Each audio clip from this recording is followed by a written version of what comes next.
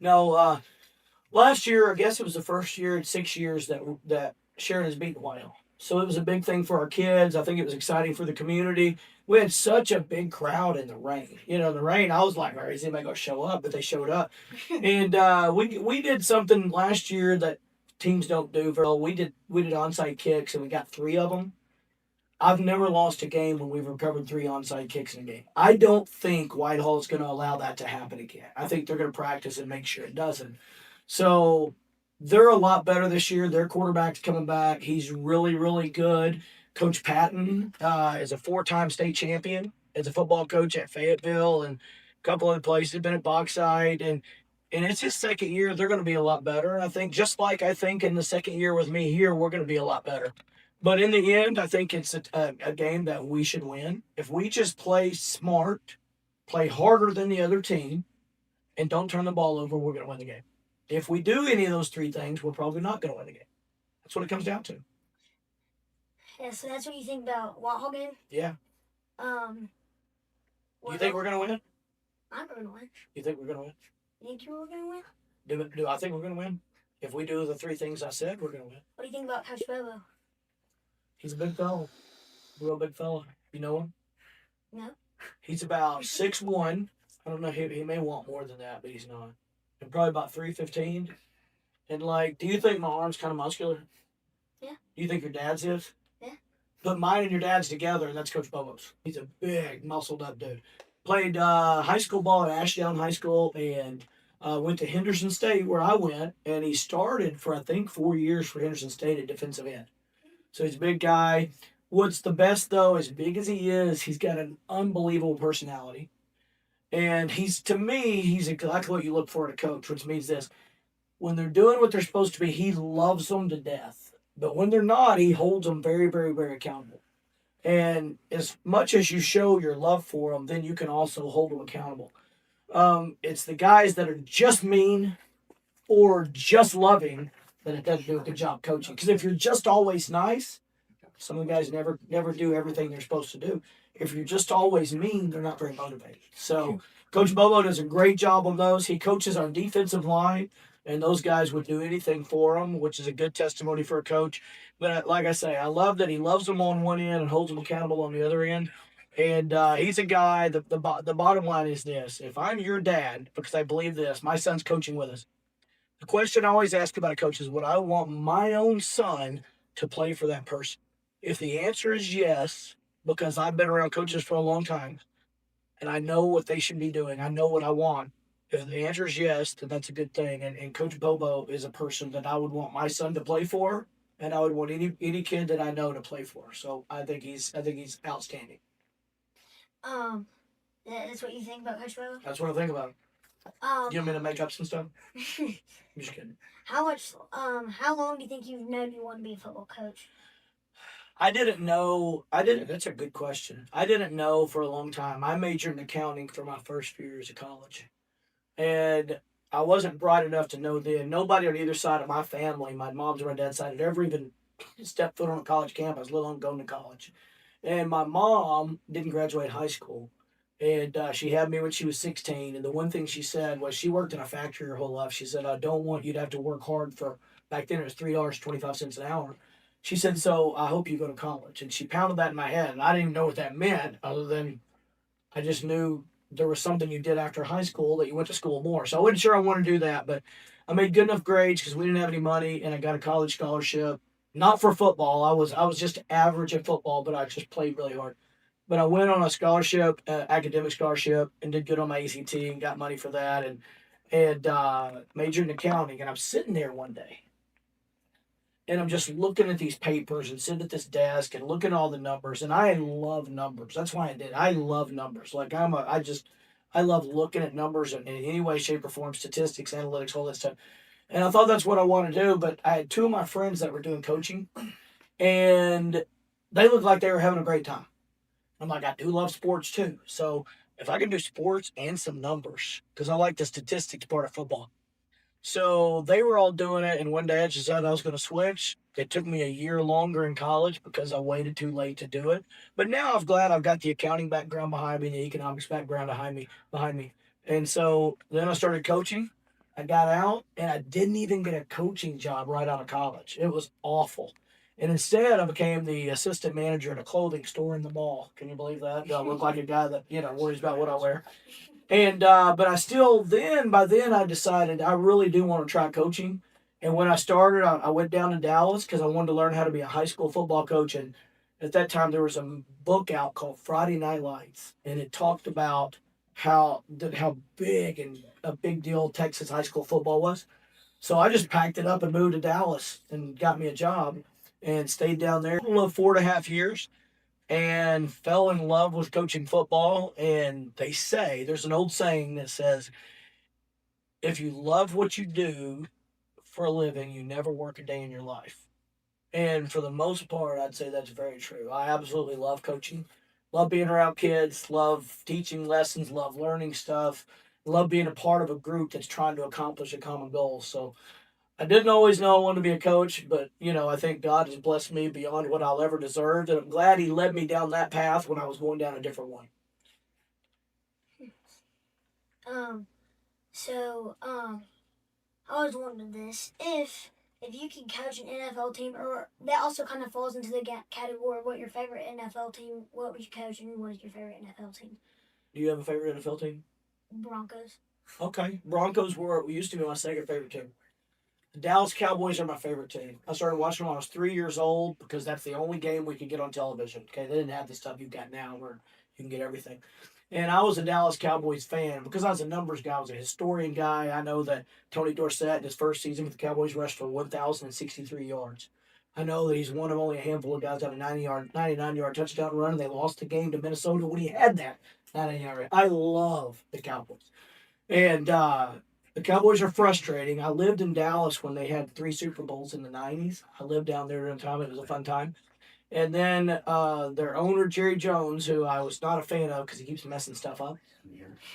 And they won't sign their best player right now. Are you kidding me? But anyway, that's it. I was not a fan of his. And then when I was coaching, I got to coach against his grandson one time in high school. We went down and played Highland Park in Dallas, and his grandson was a quarterback of the team, and we beat the dog out of him. And Jerry was in the stands watching. And then I got interviewed by the radio, and I kind of popped off about them because they were mean to us, really mean to us. And then Jerry got mad at me and called the radio station. It was an ordeal. But in spite of all that, the Dallas Cowboys are my favorite team. That's probably who I would want to coach because they're my favorite team, except for the Jerry Jones, Kevin Kelly thing might not be as fun as I'd want it to be. Although I'd like to do it for a day before he fired me to tell him what he's doing wrong. So you'd want to coach the Broncos? Probably. Would you want to throw the ball more or run the ball more? Run the ball more. What if you had Tom Brady throwing the ball? Oh, I thought you meant as coaching. Yeah. Oh, I thought you meant as playing. Oh, I got you. Okay, yeah, you're coaching. What do you want to call it? Pass or run most of the time? Maybe a pass. That's what I'm talking about. They make more yards. A good run makes you 6 yards. A good pass makes you 60 yards. You know yeah, because if they catch it, I mean, first of all, if they catch it, you can run. But second of all, if you catch it and if it's a long pass, yeah. I mean, and you can still get tackled, but you still caught it. That's exactly right. You know what the crowd likes to see too? They like to see bombs. They love to see bombs. Unless it's Isaiah. They like to watch Isaiah run too. Do you know who Isaiah is? I heard him. You've heard of him. He's pretty exciting to watch. So when you got a guy like that, it's a little different. I like to give the ball to him. Yeah, I like to give the ball to him. But a good run's fun to watch, but also a good pass. A good pass is really fun to watch. 100%. 100% right. Hopefully we're doing both Friday night. Good runs and good passes. Time will tell. What's the most exciting game you think you've ever coached? God, that's a really good question. Did you think of that, or did somebody tell you to say that question? A little bit of both. I like it.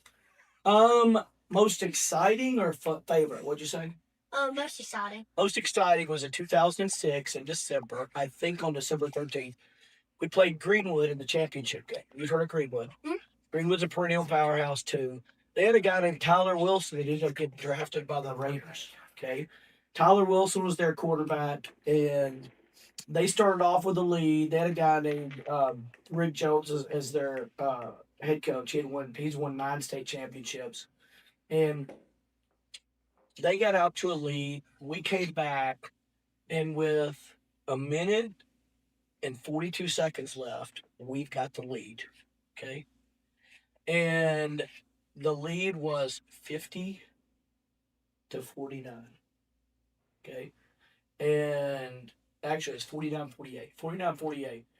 We've got third down. There's a minute 42 seconds left. If we just make a first down, we kneel on the ball, we win the game. Well, I had a play waiting for this, and I told our guys they called timeout their last time out. I called a play and said, if you catch the ball, fall down, because if we fall down, we just take it and we win. And we threw it to a guy, and he didn't want to fall down because he wanted to score a touchdown. He goes down to score a touchdown.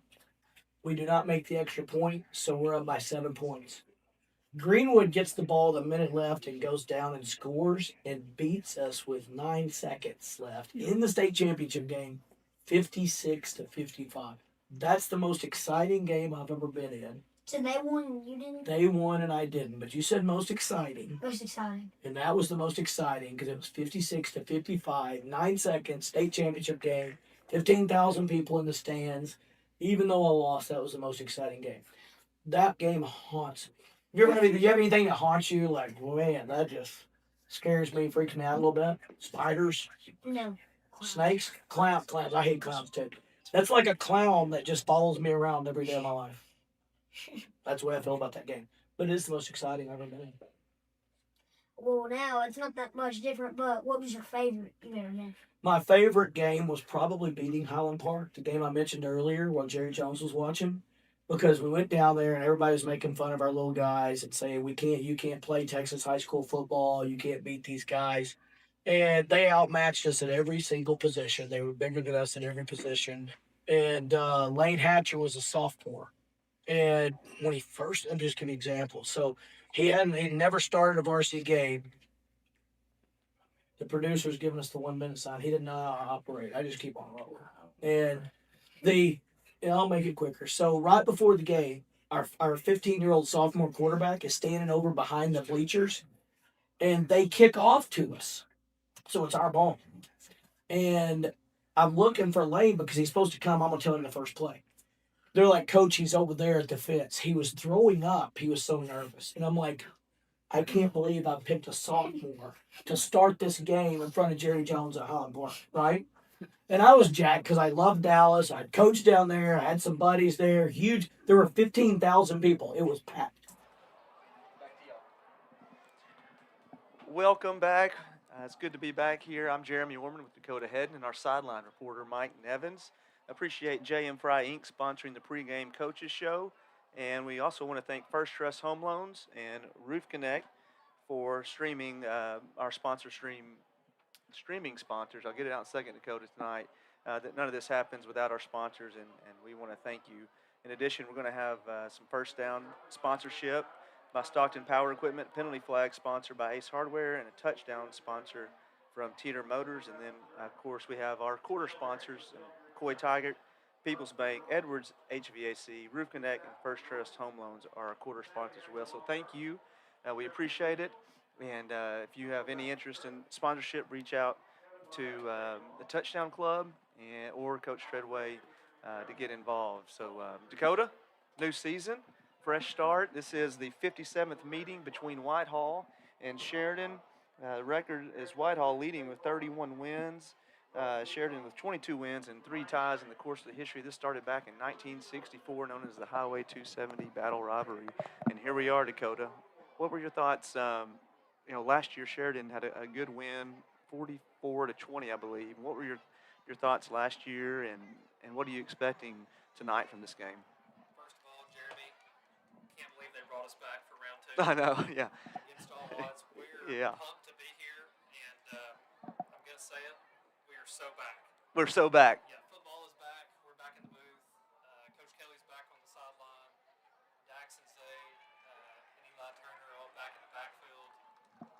It's just a great time of year. We're excited to be here, and it was a great win last year. Great way to open up Coach Kelly's tenure here at Sheridan. Recovered a lot of onside kicks, and hoping to do the same again today. They haven't got to have a live onside kick in some time, and so. But at the same time, neither has Whitehall. So we'll see if they have worked on that, got better at recovering those between last season and now. On offense, for the Jackets, there's a lot that's the same and there's some that's different. We're replacing a good amount of receiver production from Jace Bradshaw and Peyton Scarrett last year. And watching the Malvern game, on Tuesday, not this past week, but the week before, we saw a lot of wide receivers get involved. And so we're very excited to see who steps up in live game situations to fill those voids left behind from the seniors. Yeah, Dylan Smith, a junior transfer, got a lot of targets. He and Dak seem to have a good connection already in their young relationship. And McMurray Meyer also got some looks as a sophomore during the preseason game. And so be excited to see here who has formed an off-season relationship. We expect a lot out of Dak's senior year this year. Coach Kelly said he's really tried to improve on reading defenses and cutting down the turnovers from last season. So here comes Sheridan onto the field, as you can see on your screen, wearing the all whites. Captains are at the middle for the coin toss. And we're up for another good season, hopefully. Sheridan finished 3-8 last year, did get their first playoff appearance in 4 seasons, which ended in an overtime loss to Mountain Home at Mountain Home. And we're going to try to catch Coach Kelly here on the sideline before the game starts with our sideline reporter, Mike Nevins. Mike, you got Coach down there? Yeah, here he comes right now, guys. So, Coach, new year. We get to start off with the Highway 270 trophy game again. What do we have to look forward to this season from the Yellowjackets? Well, from the season, we need to get through the night first. But I'm excited. Honestly, I told the guys in there's only going to be in the history of this planet one 2025 Sheridan football team. And you get a chance to show everybody what you are starting tonight. So I love watching game one to see how the guys and how our team and how all the 9 months of planning and practice have come together. So I'm jacked about tonight. We're about tomorrow night later. We're about next week later. But let's beat this team tonight and see what happens. Yeah, well, you put a little pressure on me earlier this year with the 8-win thing, So we'll see how that goes this year. Good luck tonight and good luck the rest of the season, Coach. Thank you. Appreciate it. All right, thank you, Mike. Appreciate you. We'll come down to you during the game as well, but appreciate all you do down there on the sideline for us, getting some ground eyes and ground action for us. Yeah, we'll try to keep the connection up, guys, and let's have a good game. All right, Dakota, we're about to get underway here. Sheridan's lined up in the end zone, run out onto the field. Whitehall also lining up. We are here in Whitehall on a beautiful, beautiful August night. We can't ask for better weather. Blue skies, cool temperatures, and a great way to start a new season. If we ask for better weather than sunny and 78, that would be extremely selfish of us. I think we got the best that God could give us. Yeah. Opening Friday night of football across the country and in the state of Arkansas. Adrenaline is going through the roof as they're getting ready to run through the line that the cheerleaders and dancers have formed onto the field. I remember being in the pads and in the helmets, and what you're thinking about right now is, man, I just can't wait to hit somebody. Yeah, you've been hitting your own teammates for several months now, done 7-on-7s, sweated to death in the summer heat, and now it's game time. It's time to take it out on someone else. Whitehall's first onto the field. Whitehall's got good returning starters. They've got a senior-laden team this year, but they don't have much depth. And so it'll be interesting to see the first game if they can last all 4 quarters with the lack of depth that they have at the starting position. We've got a returning quarterback for Whitehall, someone to watch. Wyatt Golden, he's a senior. He finished with 139 completions for 1,772 yards and 14 touchdowns. He is a dual threat, scored on us last year using his arms and his legs. He's also an all-state punter. He's averaging about 40 yards per kick last season. And so just an athletic kid at quarterback.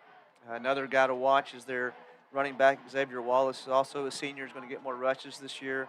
He did have 3 touchdowns last year. Their wide receiver core is athletic and is going to test our secondary early on in the season.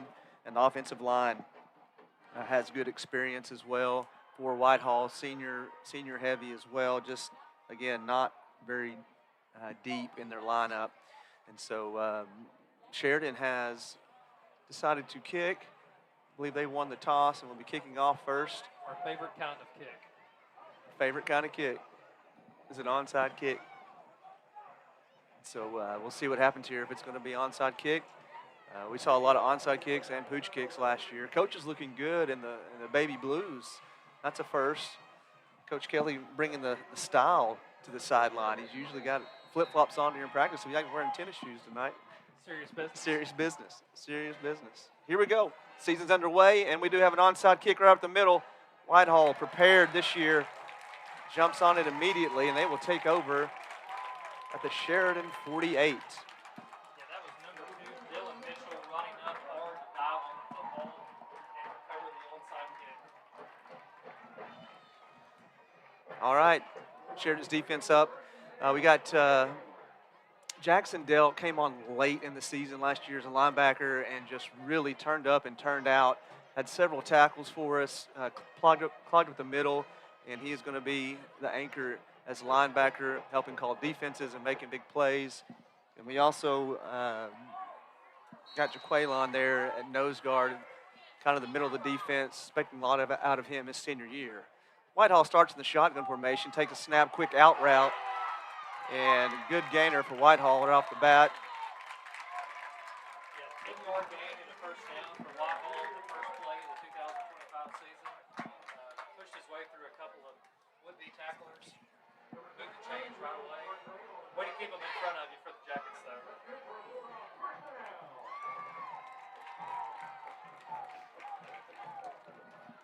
Whitehall's taking time here. They not huddling, but got quads down low. Quarterback wide. Golden gets the call from the coach. We've got a man in motion. Running back comes back to the quarterback. Handoff up the middle. Quickly swarmed by the Yellowjackets. 4, 5, 6, 7 Yellowjackets on the tackle. Minimal gain on first down. It looks like it's going to bring up 2nd and 8. A swarming effort from the Yellowjacket defense. Swallowed the runner up in the backfield. There were 4 Jackets there right out of the gate. Several more on their way to help. Great effort. Second play. 2nd and 8 for the Whitehall Bulldogs. Jackson Delk has walked up to the line of scrimmage. Looks like he's going to bring some pressure off the edge. Spread formation, shotgun snap. Another quick out route. Quickly met there by number 20 for Sheridan, Marquise Thorne. Good job, Marquise, there on the tackle. Big tackle for Marquise coming up the out route. Stuck the receiver right in the hands as soon as he caught the football. Stopped him in his tracks. Brings up a 3rd down. 3rd and mid-range here. We'll call it 3rd and 5. Whitehall staying in the spread formation. Shotgun snap, trying to draw Sheridan off sides, but Sheridan's showing some discipline up front. Golden looks at the coach for Got the chess match going. play call. Still waiting. Here we go. 3rd down, quick drop. Nowhere to go, but here's the athleticism of the quarterback using his legs to beat us. Hit hard after a big gain. Still going down to the Sheridan 3-yard line. The Jackets tried to bring some extra pressure there on the 3rd down. Whitehall was able to pick up the extra blitzers, give the quarterback time to find an escape route right up the middle, and convert a big 3rd down. Big gainer on 3rd down. Need a goal line stand here from the Sheridan defense. Wyatt Golden taking the play call from the coach. We got trips left. Single coverage up top. Running back Xavier Wallace by Golden. Motion, shotgun formation, and the snap. Quick play action, quick slant. Good defense there. That was Braden Lewis on the coverage, diving in with the swatting hand to knock the football down. Incomplete pass. 2 seniors there, Braden Lewis and Marquise, coming up big in the secondary early on. That's hard to do. One-on-one coverage, close to your end zone, had a slant route. And that was just good execution. And we've got a timeout, Whitehall. Wow, making them think about it. And we'll go to commercial break. Be back shortly.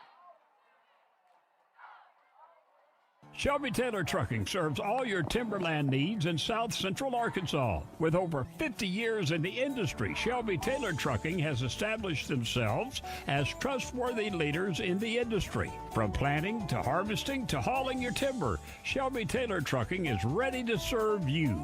Follow them on all social media platforms at Shelby Taylor Trucking. Learn more by visiting their website at staylortrucking.com. That's staylortrucking.com.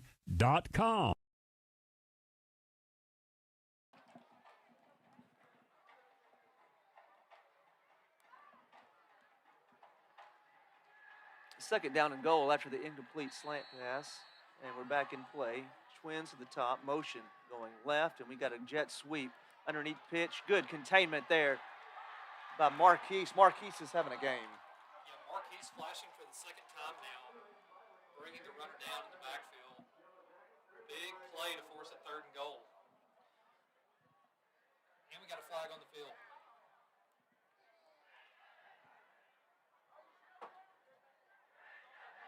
Got holding on Whitehall, and that is an ace hard against Whitehall.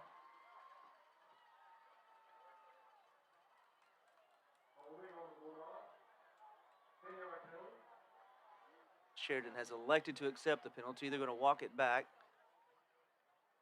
all the way back to the the Sheridan 14. So big stand there by the Sheridan defense and a penalty to boot. We're going to replay second down after the penalty. Second and goal from the Sheridan 15. You're going to see a lot of spread formation from Whitehall. It's their base offense. Wyatt Golden, the shotgun formation. Trips to the top of the screen. Running back Xavier goes in motion behind him. We've got a snap. The right comes back left on a screen. Nobody there. He stays in bound for a Whitehall touchdown. Some misdirection there from Whitehall. Got everybody thinking the play was flowing to the right. Came back with the screen on the left side with the line getting away. Good execution on their part during their first touchdown. Whitehall is the first to strike with 8:37 left in the first quarter. Whitehall will try an extra point attempt.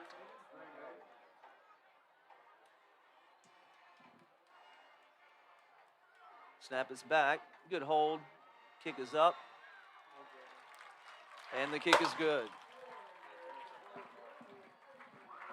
Kick is good. 7-0 Whitehall. Couple of big plays there, Dakota, to get them into the end zone. But good defensive plays. Just gave up a couple of big plays there that we're going to have to minimize to keep this thing close. A couple of big plays really made the difference. Other than those two, really made them earn it on a down-by-down basis.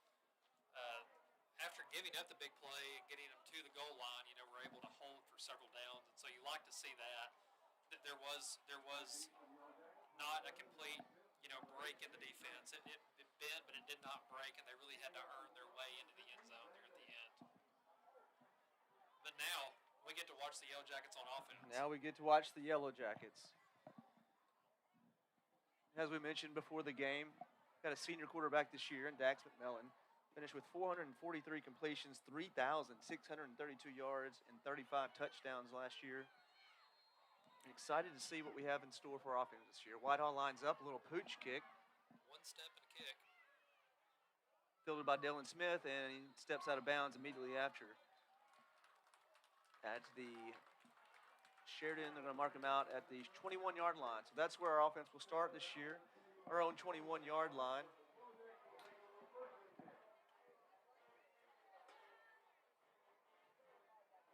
We're going to huddle up, get a play call. Dax looked really good in the scrimmage game against Malvern. We saw multiple times looking down the field into the intermediate and then checking down instead of trying to force a pass. Really like that progression from him. I'm going to start out the shotgun. Dax waits a snap. Got a flag. Usually means movement early.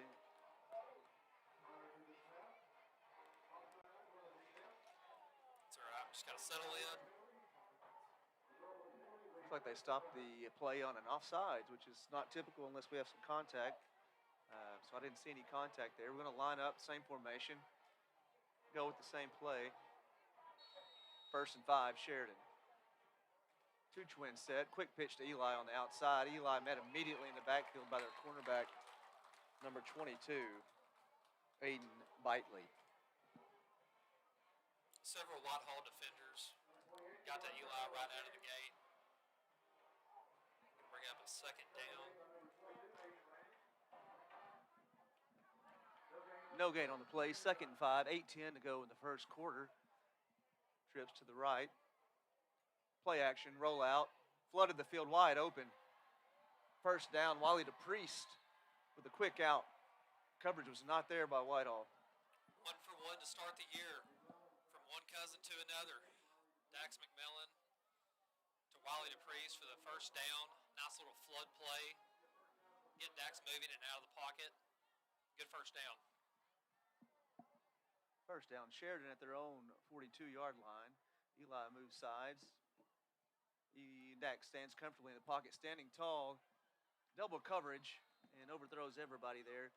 Looks like he had a man open down low here. Yeah, there was some contact down the field there at the end. However, ball was uncatchable over everyone's head. Going to bring us to a 2nd and 10. Jackets are quickly lined back up, trips to the right. One receiver up to the top of the screen. And we moved too early there. Be a false start against Sheridan. Going to move us back 5 yards, bring up a 2nd and 15.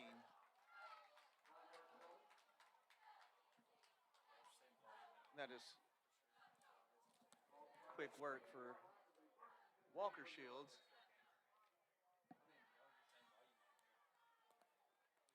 We got trips to the bottom, 2nd and 15 for Sheridan. Dax looking to the sideline, gets his play. Whitehall showing pressure. Here they come right up the middle. Eli Turner with a hard run up the middle. Quick hit by number 52. That is Jeremy Drumgold. And Jeremy is going to be a problem for our offense. He is, I think, a returning all-conference player for the Whitehall Bulldogs.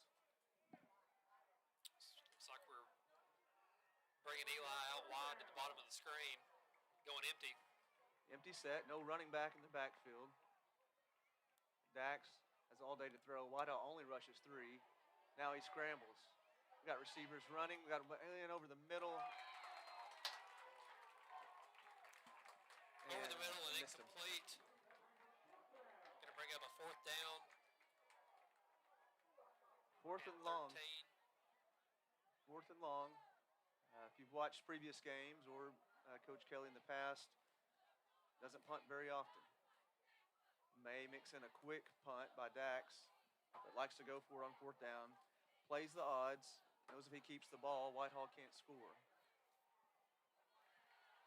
Got quads to the right.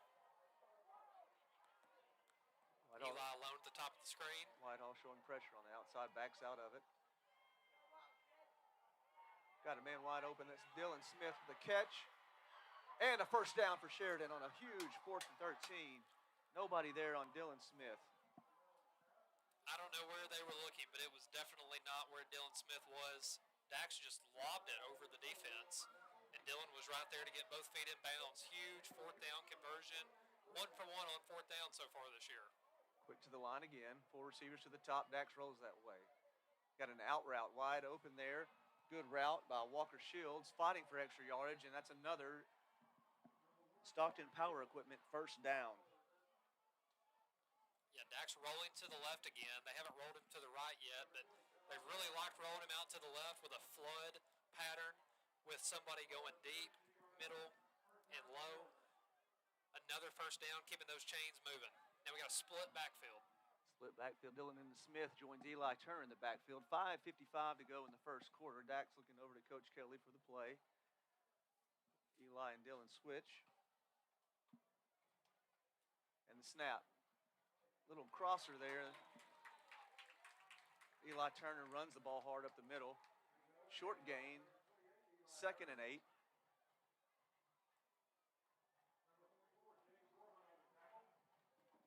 Second and 8. Sheridan back up to the line quickly. Eli lines up in the slot position. Twins to the both sides of the field. Whitehall showing 3. They bring 3.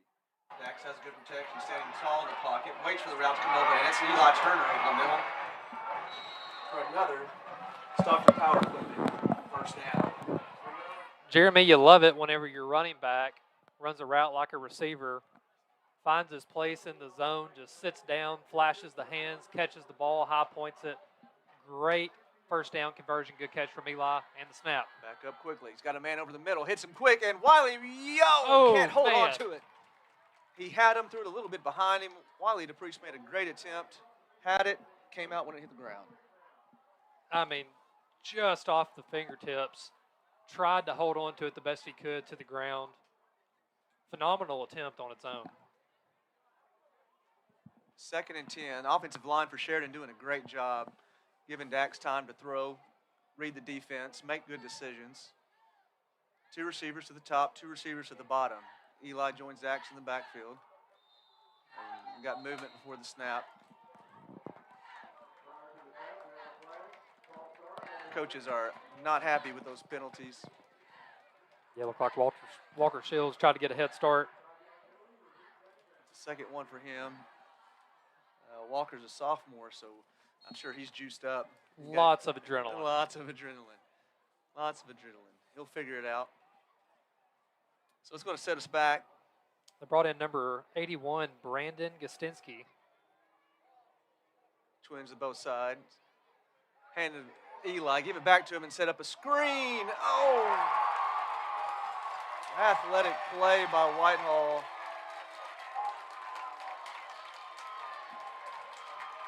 That was number 26 for Whitehall, Braylon Gaston. You really hate to see that as a Sheridan fan. However, that's a highlight play that he's going to remember for the rest of his life. Yeah, that's a dream play for a defensive lineman. We get it about 6 inches higher there. Eli Turner had 2 men in front of him blocking, and that was going to be a big gain for Sheridan, but instead, Whitehall gets the ball back on their own 35, looking to add to their lead. 7-0 Whitehall with 4:31 left in the first quarter. Whitehall lines up with 4 receivers. The top of your screen brings a man to the slot. Motion, fake reverse. Trying to take a deep shot right off the bat and almost intercepted there by Sheridan's number 18, Lawson Wallingford. You're going to hear the name Lawson Wallingford around the football whenever a pass is thrown down the field. The guy's always near the football in coverage and, tends to be following the football and tracking it kind of like a wide receiver does. Free safety is a hard position to play, and Lawson does it pretty well. He's got a lot of ground to cover by himself when they're in that man coverage with 1 safety. So Whitehall tries to take a quick, deep shot after the turnover. Comes up incomplete, 2nd and 10. White gets a snap. Quick screen pass to the outside. Good pursuit by the Sheridan defense, and he gets outside of containment and runs out of bounds, short of the first down. Going to be 3rd and about 3 for Whitehall.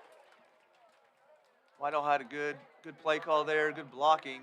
Yeah, that was number 22, Aiden Bitely for Whitehall. Good blocking out in front of him. Able to get a good chunk of yards. Bring up a 3rd and short. Number 11, Kel McIntyre, I believe is an all-conference returner. He's a senior. I think they go to him in these pressure situations, trying to get Sheridan to jump. We thought about it, pulled back. Sheridan showing 3 rushers. White Golden gets play call, and here's a snap. We bring pressure up the middle. All day to throw. Got a man over the middle and overthrows his receiver on a deep shot over the middle. That's Marquise on the coverage again. Going to bring up 4th down for Whitehall. Let's see what they do here inside of their own territory. Whitehall continues to try to test Sheridan down the field. Haven't come up with the big play yet, but they continue to take the shots. They're going to go for it on 4th down. This will be a big stop if Sheridan can do it. Get the ball back in Whitehall territory. Sheridan showing pressure. Got to stay disciplined. Whitehall just wants to draw you off sides. Looks like they're shifting to a punt. And it is. Good call, Dakota. Quick punt by the quarterback, who is an all-state punter, and that takes a Whitehall roll all the way down to about the Sheridan 17-yard line. But great stance there by the Sheridan defense. Absolutely. After you turn the ball over, to be able to come up with a stand, not even allow a first down and get the ball right back to your offense, that is playing team football. That's the offense and the defense working together. When one falters, the other one's got to pick you up, and they were able to do that. Great to see them get tested and respond to it the very first time of the season. That's right. Just like you got my back, defense has the offense back, right? You better believe it. 1st and 10 for Sheridan. Dax trotting onto the field. We got 4:02 left in the first quarter.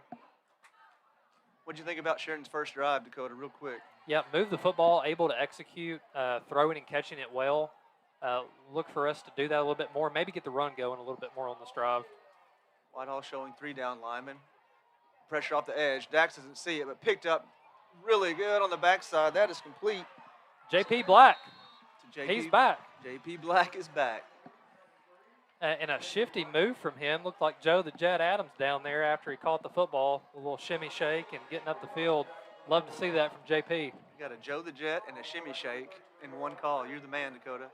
Sheridan back to the line quickly, trying to get Eli going back up the middle. And he has a hard run, Turned them carrying legs. 2 Whitehall defenders for a gain of about 6 yards on first down. Positive yards on first down there, Dakota. Yeah, good run from Eli. Very tough, running behind the Bulldozers in front of him.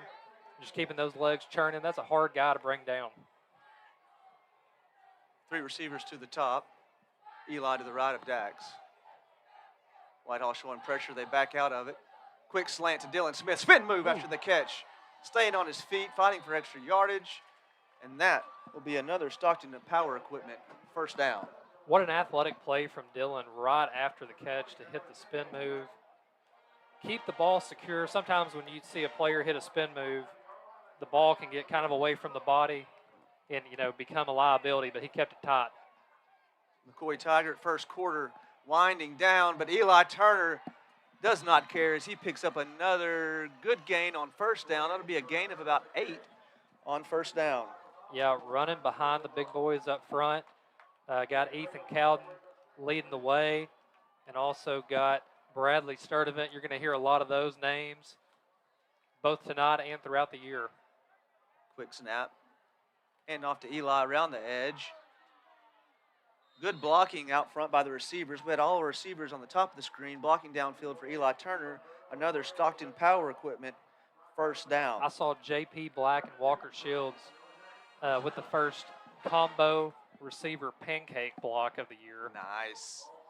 What's a pancake block for those at home? It's when you make the defender a pancake. That's right. Put them flat on their back. Sheridan showing good momentum on offense here on this drive. And McCoy Tiger at first quarter. Oh, Eli Turner gets upended there by number 4 for Whitehall, Tyrus Green. Yeah, good play from Tyrus. If you're going to hit Eli, you probably want to hit him about as low as possible. Hey, that was my motto. Big trees fall hard when you hit them low. If a tree falls in the woods and nobody is around, does it make a sound? That's a good question. We'll try it when we get back to Sheridan this weekend. Sheridan back on the ball. 2 receivers to the top. 2 to the bottom. Dylan. Oh, Dax has already got a wide open receiver down here. That is number 8, Jaden Green. All right, Jaden Green has entered the chat. Another spin move. We've seen 2.5 of them on this drive alone. Love the pump fake from Dax there. My eyes went downfield when I thought he was throwing the deep ball. Then he checked down to Jaden. That is a Stockton Power Equipment first down for Sheridan. 1:19 to go in the McCoy Tigard Pharmacy first quarter. Sheridan lining up with 4 at the top. And they're going to call movement on Sheridan prior to the snap. It's going to back us up 5 yards. First and 15 for Sheridan. There's been a steady rhythm of ball movement going down the field on this drive. Steady. You hate to see that penalty there. Right.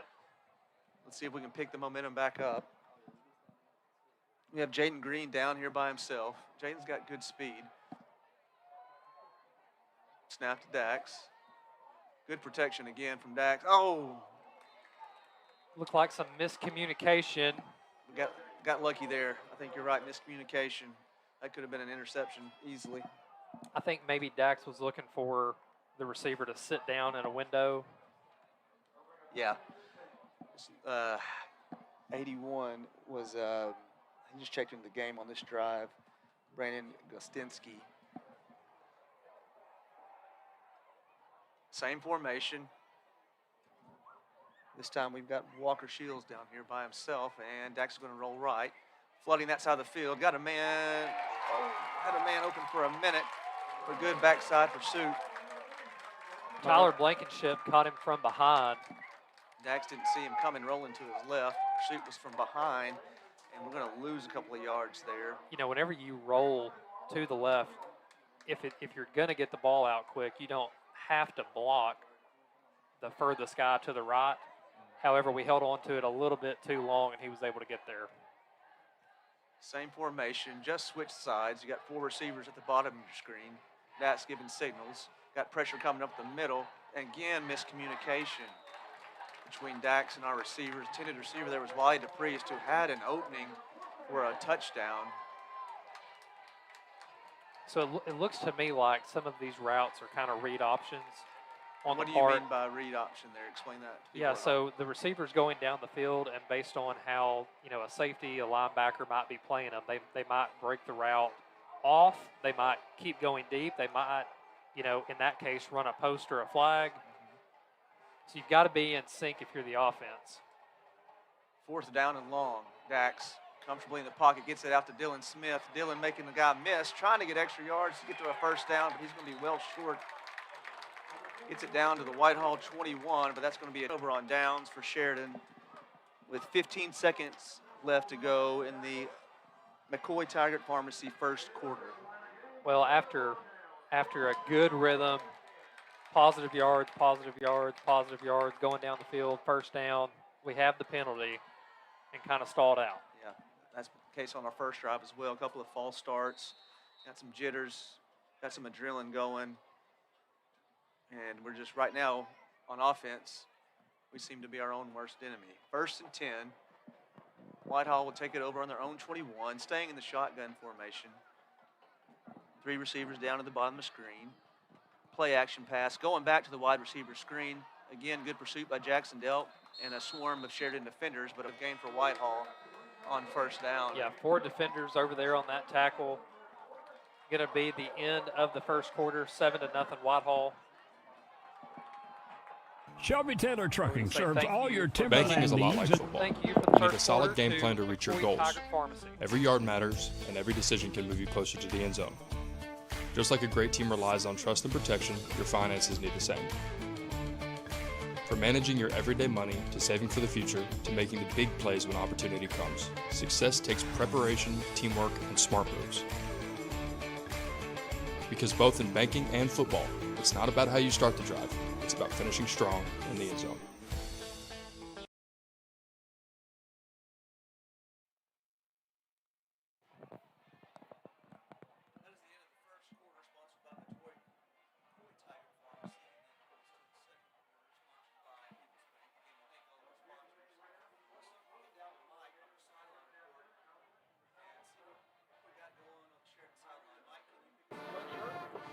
Yeah, I've got you guys. Coaches getting on the receivers. There's been a little bit of miscommunication by the receivers. They've running wrong routes on Dax, and so that's leading to some of those errant passes. Midway through that first drive, guys, it looked like the offensive line really started to pick it up and give Dax some time, so I don't think pressure's the problem right now.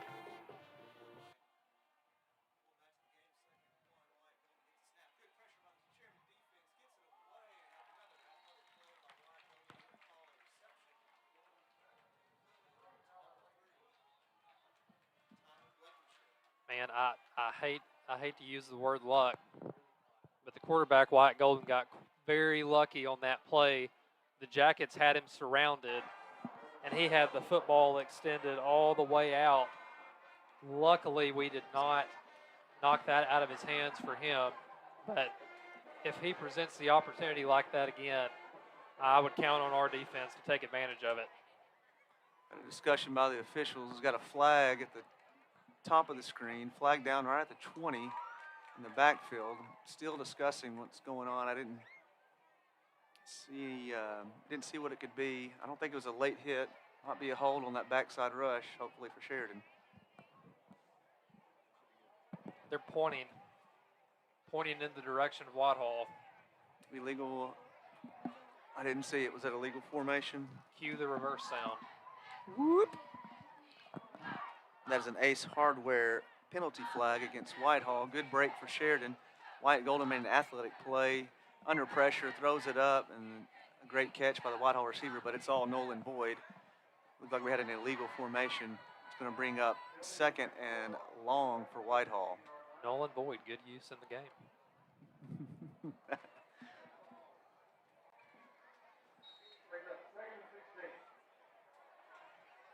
Just taking a second and listening to the crowd from our perch up here. It's a great night. Nothing beats it. Sheridan has a good crowd on the visitor side. Wyatt Golden's going to take the snap. And we got one-on-one coverage. Trying to get deep behind the defense and incomplete. Good coverage there. Whitehall continues to try to throw the ball down the field. Unsuccessful still so far, but that has not deterred them. They are determined to hit a big play in a one-on-one situation. Lawson Wallingford on the coverage, and that was Dylan Mitchell, I believe, that had the one-on-one coverage, trying to go deep. 3rd and 16 for Whitehall. I like that we haven't given one up over the top, and I don't want to say it out loud, knock on wood, but Whitehall has not been successful, as you just said, on going deep.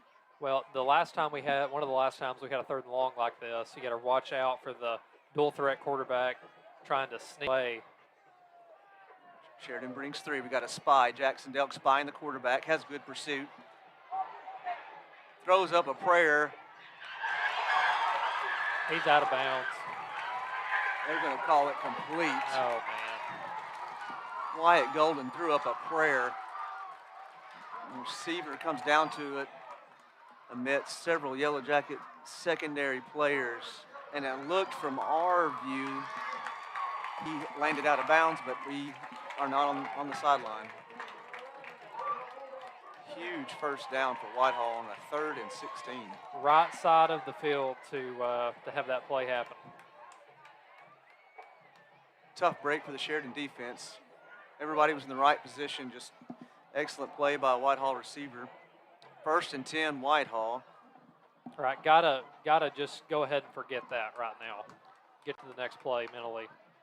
Handoff immediately met there. Just like that. Attaboy, that's Jaquelon anchor in the middle for us. Quick hit, hit him hard and helped him up. I love that. We couldn't stop saying his name in the Malvern game. I mean, every time we looked up, he was making a tackle, whether it was in the backfield or 15 yards down the field. That guy just finds the football. Shed his defender, got rid of the blocker, I should say. Shed his blocker and met the running back, Xavier Wallace, in the backfield for a loss of 3. We'll call it 2nd and 13. Whitehall staying in the spread formation, trips to the top. We bring pressure with a stunt on the blitz. Wyatt gets it out quick to number 2, Dylan Mitchell. Jeremy, I've been watching Leighton Tarter, number 50, our defensive end, burst off the football. He's really trying to time the snap and is getting a really good jump on the right tackle for Whitehall.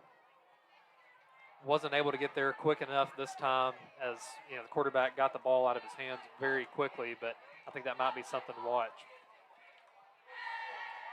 Wyatt Golden's done well of getting the ball out quickly, avoiding sacks. It's going to be 3rd and 4 for Whitehall. He timed it up again, and now body's deep, and he cannot connect. Oh, man. Wow, great break for the Sheridan Yellowjackets. Miscommunication in coverage. Return to the mean, Jeremy. Whoa, that was huge. Huge break. You hit the impossible play and missed the wide. We're back to even. Back to even. Big decision here for Whitehall. It's 4th down and 4. Looks like they're going for it from their this own time. 44. They may try to make us jump off sides for a first down. Comes Now the he's going shift. to looks like a quick punt by the quarterback. And it is. Going to try to flip the field on us. And another roll in favor of Whitehall that keeps going all the way down to our 3-yard line. Lots of respect. That's a great punt. It's a great punt. Great punt. Well, and when when the offense lines up in the formation like they are, you're treating it as a defense. The most immediate threat is that they are trying to get the first down. In doing so, you don't have a man back deep that can stop the football from rolling. Yeah. And so you give up that for the safety of trying to stop whatever they might be trying to pull on you. And it's just a give and take. Yep, give and take, just good coaching. 9:10 to go in the second quarter, sponsored by People's Bank. Sheridan takes over at their own 5-yard line, first down and 10. 3 receivers to the top. Dax looks that way. Got a man over the middle. And again, we have 2 receivers in the same spot. Wiley DePriest Not sure. and Walker Shields. Not sure which one that was intended for. Both were in the same area.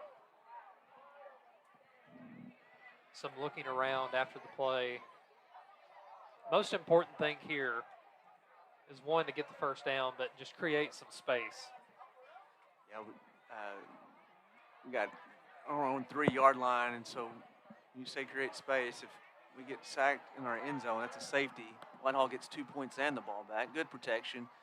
Slow developing play over the middle, but that is complete. It's number 1, Walker Shields. Good protection there by the line to give Dax time to throw. Right. Way to check it down to the shallow crosser, pick up positive yards, reduces the yards to gain to what looks like 2 yards. 2.5, maybe 3. Zay is checked into the game. Zay Alert, alert. Stevens, the junior, all 6A East running back of the year, and he gets the direct snap and goes up the middle. Quick hitter for Zay up the middle, and that is the Stockton Power Equipment first down on the first carry of the season for Zay Stevens. Welcome back, Zay Stevens. We've got 3 guys in the backfield. You know, your initial thought is it's going to the quarterback, but surprise, direct snap to Zay with all the lead blockers he wants. Great way to get a first down on Zay's first touch of the season. Eli Turner and Zay in the backfield with Dax. Got 2 receivers at the bottom of your screen and another false start, and that is the third on number 1, Walker Shields. Got to keep our momentum. Got to control the things that we can control. He's going to get locked in. Made some great plays for us already, catching the football, getting yards after catch. The guy's just excited to make a play. Now, Jeremy, this was my personal favorite backfield look of the year from 2024. Okay. Was the split backfield, Zay Stevens and Eli Turner. They're going to stay with it, send Zay in motion, and get him the ball in space. Quick hitter to Zay. Got a blocker out front. Zay's got space. He's crossed the 30, down to the 40, and they're going to call a clip. They're going to call a block in the back on Sheridan that will bring this back. Unfortunate break. That was a 50-50 call, in my opinion. It's going to bring that big play all the way back.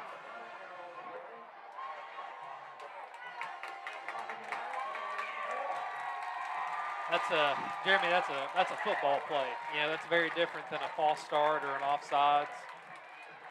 You know, where it's more of a middle mistake. That's just a football play. That's football play. Defender can move in the middle of your block to where his back is now turned to you, and that's what the official sees. Unfortunate break for the Sheridan Yellowjackets. That would have been great momentum swing for us here in the People's Bank second quarter. That's all right. That's all right. Gotta forget it. Just like on defense, whenever they converted that wild third down, on the very next play, we stopped them in the backfield. I like that. You just got to forget about it and go to the next play. I like that. Live in the positive. Go live in the positive. We're going to stay with this formation. Dual backs in the backfield.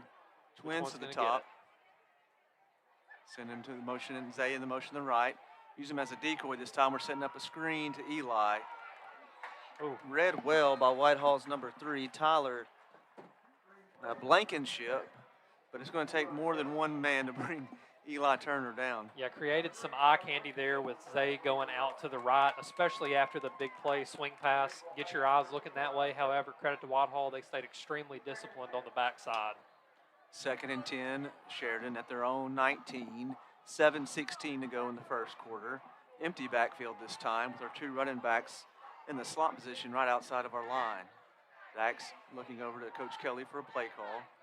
Kelly likes what he sees. Snap to Dax. Good protection again. And traffic and incomplete. Pass intended for number 4, Hunter Sosha, and broken up by number 4 for Whitehall, Tyrus Green. Yeah, ball a little bit high there, especially in traffic. Happy that, nothing negative happened out of it. Hunter Sosha made some big plays in the Malvern game, so looking for him to come alive here in this game. Need one more on the field, and we get it. Dylan Smith checking in. Hunter Sosha, Dylan Smith side by side. That was a good combo a couple weeks ago. Eli and Zay come out of the game. We've got an empty backfield. Looking to pass here. Whitehall attempts pressure up the middle. Good protection again, and a big hit by number 4, Tyrus Green. And again, number 4, Hunter Sosha. We got a number 4 on number 4 matchup. We're going to mark him just short of the first down. Yes, number 4 for Whitehall. Tried to hit the hit stick, biggest hit of his life, and Hunter Sosha got up like nothing happened. That's right. Love to see that from him. Great toughness to finish the catch and then get back up. They're going to measure this. No, they're not. They're just going to say first down. I'll take that. Good eye. That is a Stockton Power Equipment first down on a great catch and ball by our offense. Hunter Sosha took a lick, got back up, ready to continue on. Empty backfield again. Slide to the left. Dax rolls to his left and finds a hole. Great catch. Here we go, Hunter Sosha. Across the 20, to the 15, the 10, the 5, touchdown. Let's go, Hunter Sosha. Boom. Teeter Motor touchdown, first touchdown for Sheridan this year on a ball in a small window thrown by Dax, secured by Hunter after he took a big hit, and here we go. Sheridan's on the board. Trailing Whitehall 7-6, 6:21 to go in Peoples Bank, second quarter. Love to see that for Hunter, especially after finishing what was an incredibly tough catch over the middle, converting the third down. And then he just said, hey, I'll get the rest of the yards right now for you. Just give me the ball. Sheridan will go for 2. Had some struggle in our preseason game against Malvern with our field goals. We fake play action, quick bullet over the middle, in the gut of number 3, J.P. Black, but falls incomplete at the back of the end zone. Dax had some heat on that one. A little bit of mustard on it, trying to fit it in the back of the end zone in a window. We saw that same play call convert many a 2-point conversions last year. They'll get it next time. Oh, look at the student section there. Camera's picking up our students dressed in black tonight. Good showing by the Sheridan faithful. The visitors' bleachers are full. Good student turnout. First game of the season. Sheridan just scored its first 6 points of the 2025 season. 6:21 to go in the second quarter at Whitehall Bulldog Stadium, sponsored by Peoples Bank here. Jeremy, what are the odds that this ball goes into the end zone? 0. Okay. All right. That was less than I thought. 0. Lining up for an onside kick. I'm going to shift. Careful not to cross the line. Spinner. A little spinner. A little helicopter action, but quickly recovered by Whitehall. Smothered there at the Sheridan 49-yard line.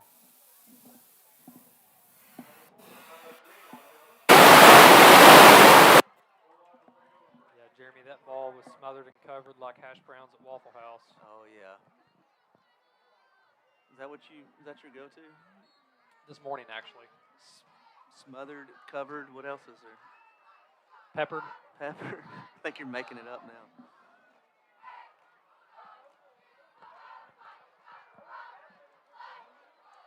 All right, Whitehall offense is back on the field. Got the Sheridan defense. Spread it out. Whitehall's on the 51, so in Sheridan territory to start the drive. Need our defense to step up. Got pressure coming up the middle. Quick hitter. I love these quick hits. Shifty running there by Whitehall's number 22, Aiden Bitely. Moment there, I thought we'd have Aiden for a minimal gain. They're going to give him a gain of 9, bringing up second down and 1. 6:02 left in the second quarter.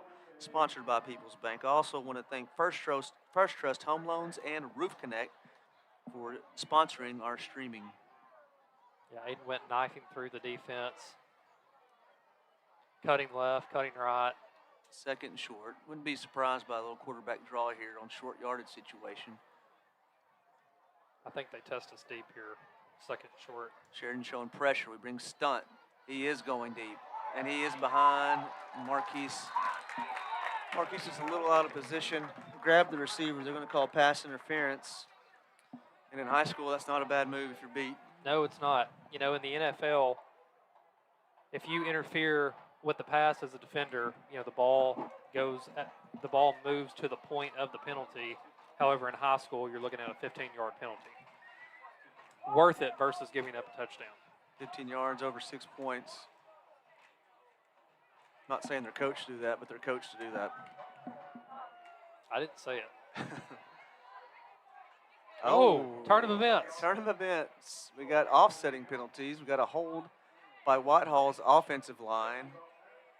And negates that hold, which is not the same as a pass interference by Marquise. So those will offset, and we will just do second down. Okay. Right back to where we started. 5:31 to go in the second quarter, sponsored by People's Bank. I'd like to see us get to Wyatt, their quarterback here. We brought stunts and blitzes and haven't been able to get to him quite yet. We got a false start. That's going to back him up 5. Yep.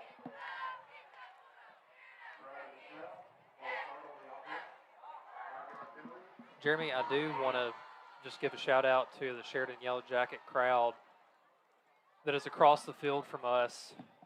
Wish we were in their midst, but they were here, and I'm pretty sure the same amount of people in those seats that you're looking at were here at, I don't know, about 45 minutes before the game. Yeah, they were here. They were ready to see what this season has in store, as you and I are as well. But yeah, they showed up early and in numbers. Whitehall is having some problems here on offense. We're going to take a timeout. 5:30 to go in the second quarter, sponsored by People's Bank. And we are going to send it to... Banking is a lot like football. Here at Reliance Bank, our name says it all. Rely on us. We proudly celebrate that our Kansans have done that for 60 years. To provide personalized service, a face-to-face human connection with convenient and secure technology. Rely on us to be with you in the community, continuing to make Arkansas a great place to live and do business. Reliance Bank. Visit us today.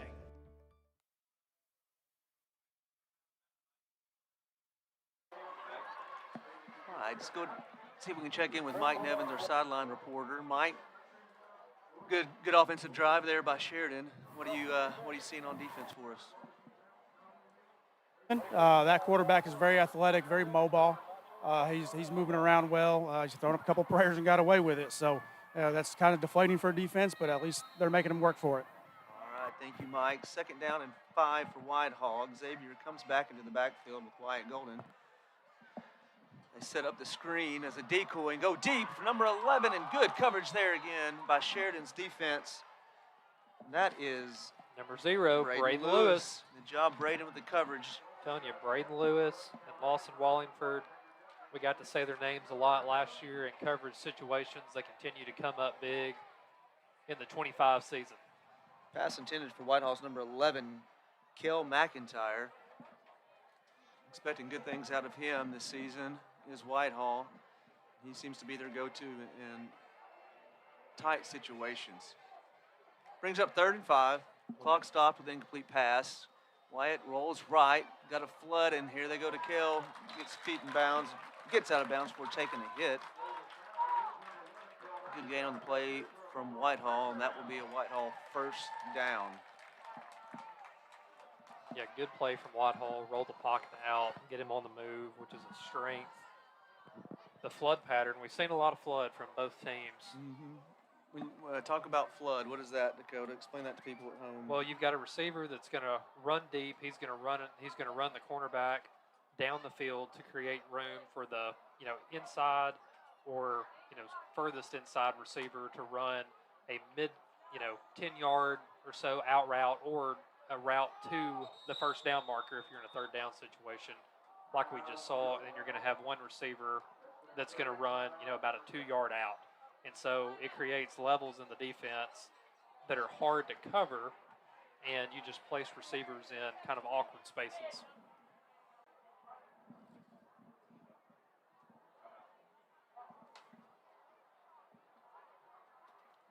Timeout on the field.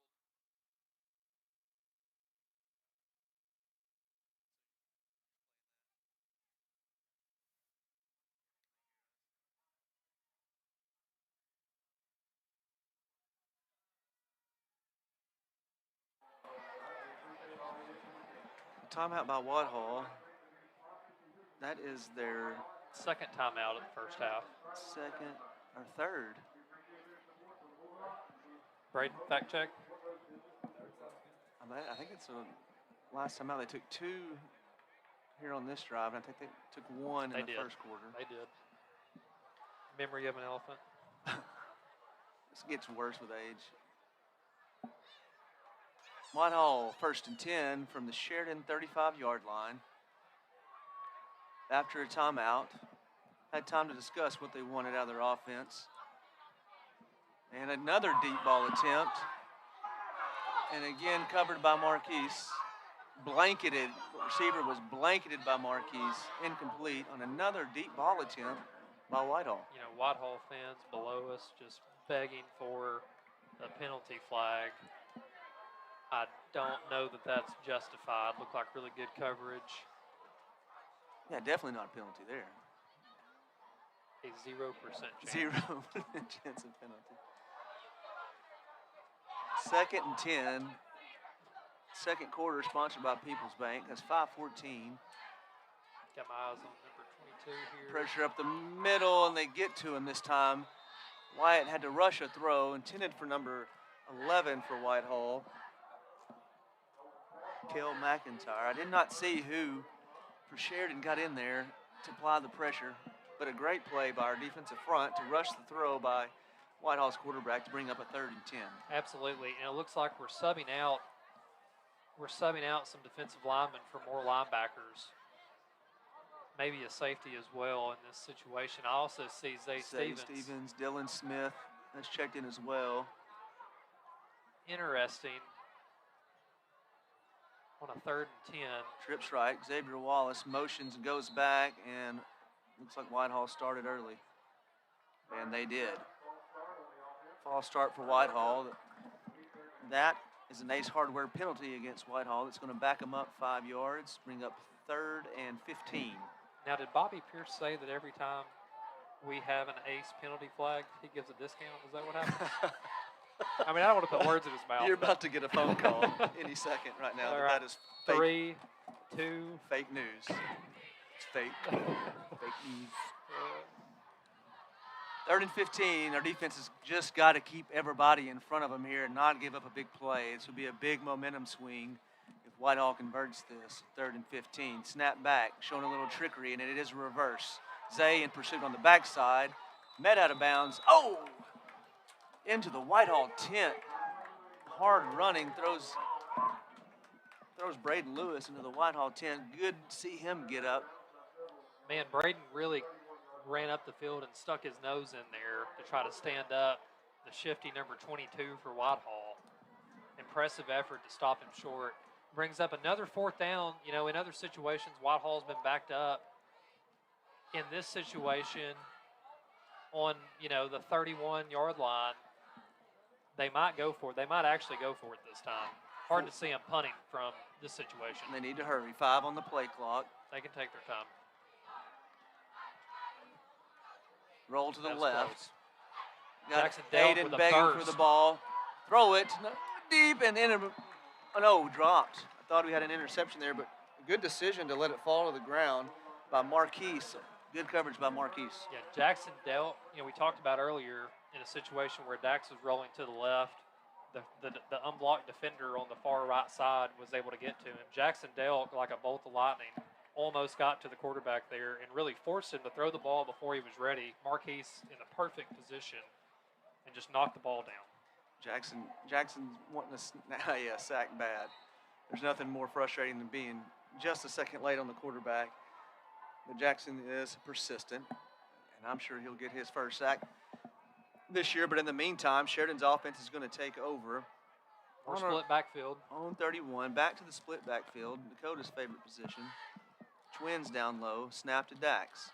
Quick hitter outside to Wiley to Priest. Looks like it bounced. Bounced before he could get his hands under it. Wiley's making his case, so you got to sell it. Got to sell it. Got to sell it. No replay in high school, so you sell it. 4:47 left to go in the second quarter. I really like throwing the ball out of that formation on a first down. You know, defense was definitely thinking run, just didn't execute. Direct snap to Eli. And he's got room on the outside. Across the 35. Carrying defenders for a Sheridan first down. Stockton Power Equipment first down on a hard run by Eli Turner after a fake handoff. I'll get it out, Dakota. I don't know if that was that a fake handoff to Dax? I think it was Zay. Fake handoff to Zay. Either way, Eli with a great run over the right side. Love to see the direct snaps to both backs now. As a defender, you're just guessing who's getting the ball. Motion to Eli on the outside. Give it to Zay up the middle. Quick hitter by Zay. Good hard run for another Stockton Power Equipment first down. Good job by the boys up front, giving Zay a hole to get through. That's right. Motion Eli out to the left, create some motion, make the backers move their eyes, and then immediately go to the right side of the field with a quick hitter with Zay up the middle. Good blocking from the offensive lineman. Great burst from Zay. What we're used to seeing from last year. Stockton Power Equipment first down, inside Whitehall territory. Handoff to Eli, and just punishing people as he runs. Guys looking for contact. Whitehall's pointing like the ball came out and they might have recovered. I'm going to call him down, but Eli's slow to get up. Whitehall defender really stuck the helmet in there.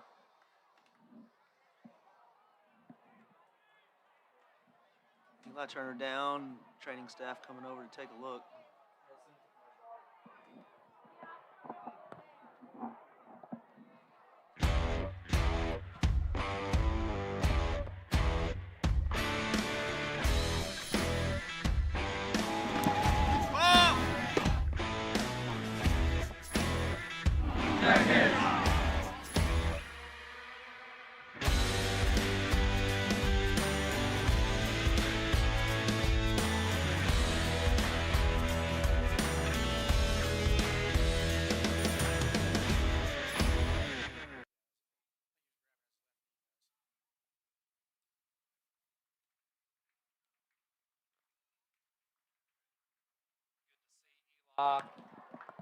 Up, really tough and through each step, but walking off the field with a little bit of help.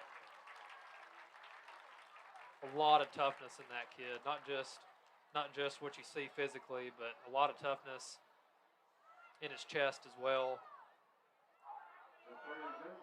Whenever you're trying to tackle a guy like that, your best odds are hitting him low, like we talked about earlier. And I don't know if he might have got a helmet to the knee.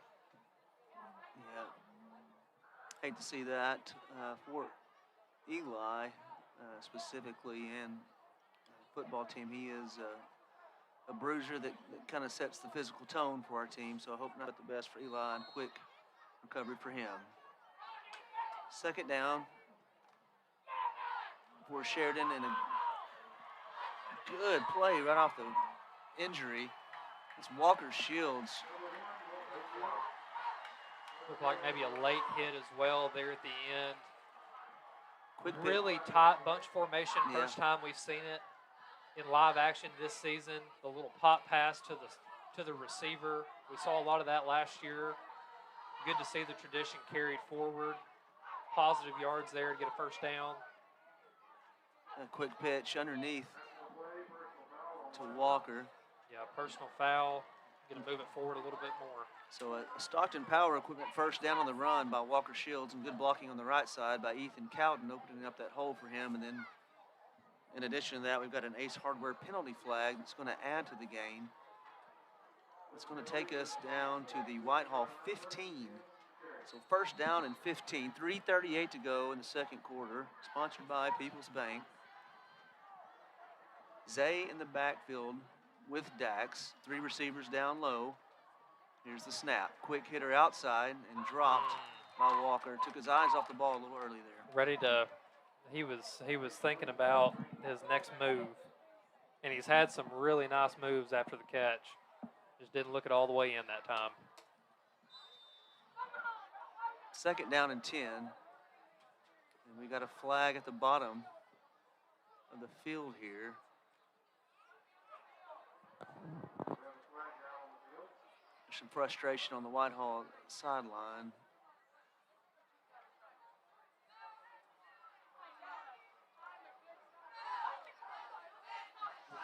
Unsportsmanlike conduct against Whitehall. So that's another Ace Hardware penalty flag. It's going to move the ball up. Should be at our 5-yard line.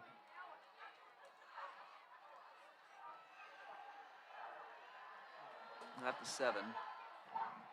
Didn't see what happened. Unsportsmanlike at the bottom of the field here against I didn't Whitehall. see it either.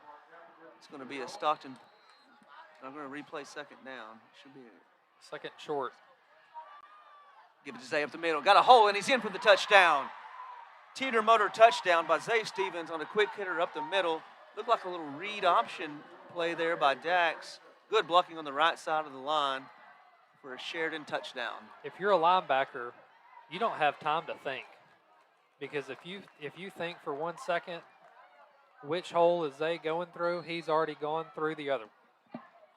As quick as a cat, he's right into the end zone for his first touchdown of the season. This one is not being called back. We've got a 2-point conversion pending.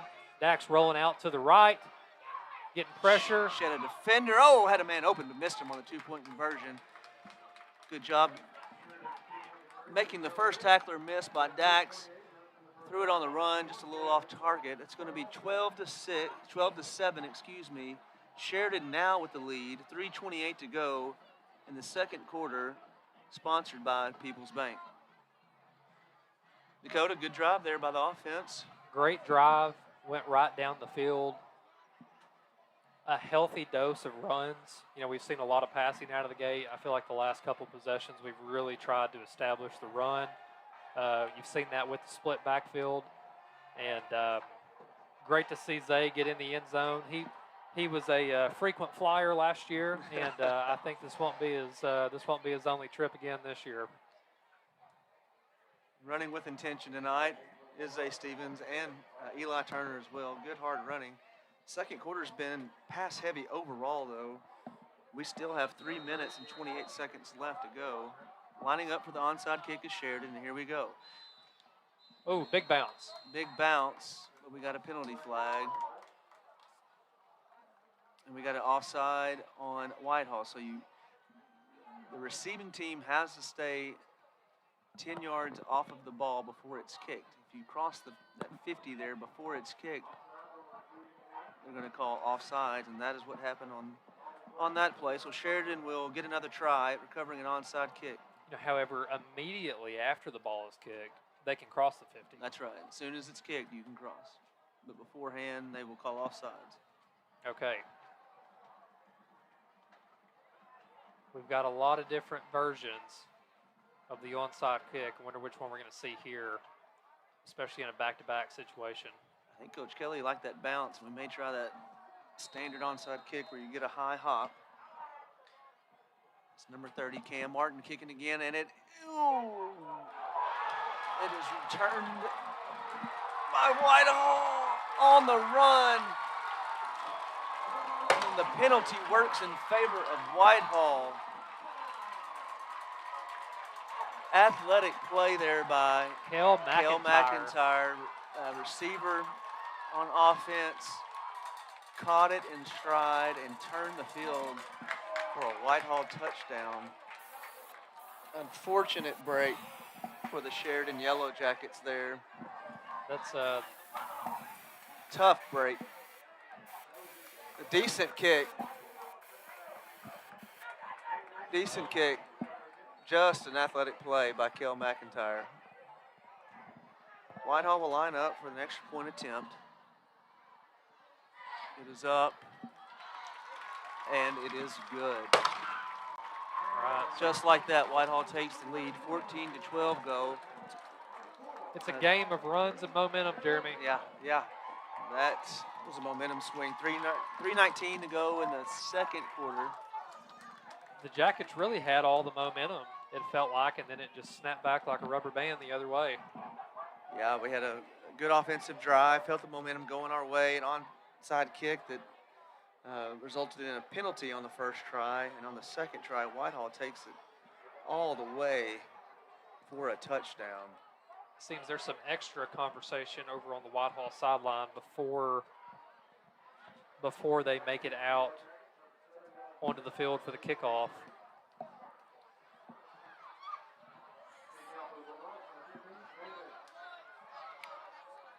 Who do we have back there? I see number 7, Dylan Smith. And I can't see, it looks like Jaden. Is that number 8? Jaden Green. Jaden Green. We just need to take care of the ball here. No fumbles. Don't give them any more momentum than they already have. Here's the kick. It is a deep one, fielded by Dylan Smith at the 14-yard line. Makes a cut to the outside. He's got a little room. Cuts back inside. Good return by Dylan Smith. Still turning his feet across the 50. Man, what a tough return. I mean, I think we all thought he was going to go out of bounds at around the 40-yard line, and he said, just kidding. I'm not going down that easy. Great footwork and great response to the momentum Whitehall had there on the onside kick, return for a touchdown. Taking over in Bulldog territory. We've got 2 minutes, 45 seconds on the clock in the second quarter. Sheridan's offense back on the field. See, number 29 has checked into the game, Logan Brand. Zay is in the slot. Logan lined up at the running back position. Jaden hops off the field. Had too many men on the field. We get it right now. Twins at the top, twins at the bottom. Dax looks right. He's got a man open. That's Dylan Smith. Right after the turn, makes a good catch and still running. Dragging Whitehall defenders for a great catch and run. Yards after catch. Bringing Dylan down at the Whitehall 35 for a Stockton Power Equipment first down. Jeremy, toughness points don't show up on the stat sheet, but that guy has got a lot of toughness. He is going to make you earn getting to tackle him. Looked like he was on a stair stepper out there. The legs just kept going. Great run after the catch. Dart thrown by Dax. Secured by Dylan and then running hard for positive yards after the catch. First down and 10. Sheridan at the Whitehall 35. 3 receivers to the top of the field. Zay lined up behind Dax. Dax talking to Zay. We're ready to go. Hand off to Zay on the right side. Good block. Ooh, shifty move. Getting to the outside. Still on his feet. Run out of bounds finally at the Whitehall, we'll call it the 29. Positive yards on first down there by Zay Stevens. Yeah, looked like they ran the stretch. First time I've seen a stretch run from them so far tonight. Well executed over the right side. Blockers fit defenders well. 2nd and 4. Dax gets the snap. Oh, good timing on the jump there by Wiley DePriest, catching the ball. Stockton Power Equipment, first down. Wiley DePriest threw those paws up in the air, secured the catch in traffic. Well executed play. I thought he might have jumped a little early, but he came time. down with it. Hang That's time. what they call it, hang time. I wouldn't know anything about that. Handing off to Zay. Immediately met, shifty feet, goes to the outside, still on his feet. Stay up, stay up. Man. Great run by Zay Stevens, showing his footwork and balance on that run. Zay Stevens out here, juking left, juking right. Back Hard up to to the stay line in front quickly. of him. They are not wasting any Not wasting time. any time. Going to go right back to him. And they do, right up the gut, and he is in for a quick response by Sheridan. Touchdown, Sheridan. A teeter motor touchdown with 1:41 to go in the second quarter, sponsored by People's Bank. That drive was 1 minute and 4 seconds. Felt like less than that. It was quick. It was quick. It was quick. Really impressed with our line, and Zay is showing good form as well. Going for 2 again. Going for 2 again, 18-14, 141. Sheridan is in the lead by 4, 2-point conversion attempt. We got motion left by Wally DePriest. Looking over the middle, good catch. Yep. Thrown a little bit behind him, but secured. And that looked like, was it 32? Is that 32? Gunnar Hoyle. Hoyle. Great catch, Gunnar. Wow. First time we've said his name tonight. First time we said his name, and it came up in a great catch. Yeah, it looked like the same play, but flipped to the opposite side as a previous 2-point conversion attempt. Executed it this time. Good response.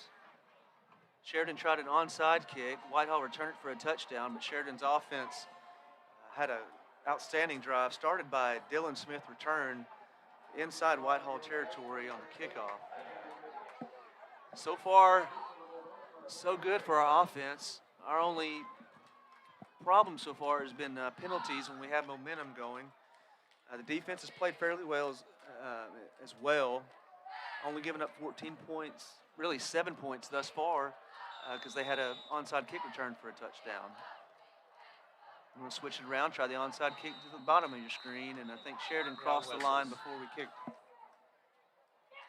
Tried some misdirection there with the kicker. Looked like he was gonna have the onside kick go to the right side of the field. And at the last second, he flips his hips, runs back to the left. Tried to catch the receiving team off guard there, but we went across the line a little too early. Got excited. We kicked it right every time. We kick it left, and these guys are like, "Oh yeah, my turn. I'm about to get it." So we've got a lot of receivers and safeties and cornerbacks on our onside kick team, trying to get to the ball quick. Don't like the onside as much from the 35. Coming right back to it. Going right back to it. Andrew Mitchell again. Oh.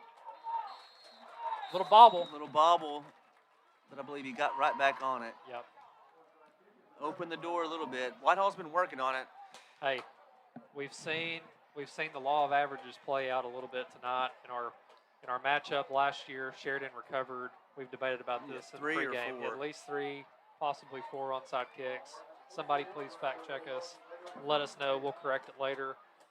And then tonight, you've seen Whitehall recover every attempt so far. All right, Braden fact check site says 3 onside kick recoveries last year. Thanks, Braden. You're the man. 1st and 10 Whitehall from the Sheridan 44. 1:40 to go in the second quarter. Sheridan leading 20-14. Empty backfield for Whitehall. Snap to Wyatt Golden. And again trying to go deep. Come on. We've got coverage. Let's pick it this time. Oh man. That would have been Thought huge. we had it. That would have been huge. Good coverage by Braden Lewis. The Whitehall receiver turned into a defender and knocked the ball away from Braden Lewis there, but excellent coverage again. Braden went up and high pointed the football just as he's taught to do. I mean, very well executed. Just credit to the Whitehall receiver for playing defender there. 2nd and 10. Whitehall has been pass heavy in the second quarter. I don't recall a run in the second quarter by Whitehall. Going empty backfield again. And the snap, setting up a screen. Got traffic in the middle. Ooh, met hard over the middle. That was number 3, Tyler Blankenship with the catch.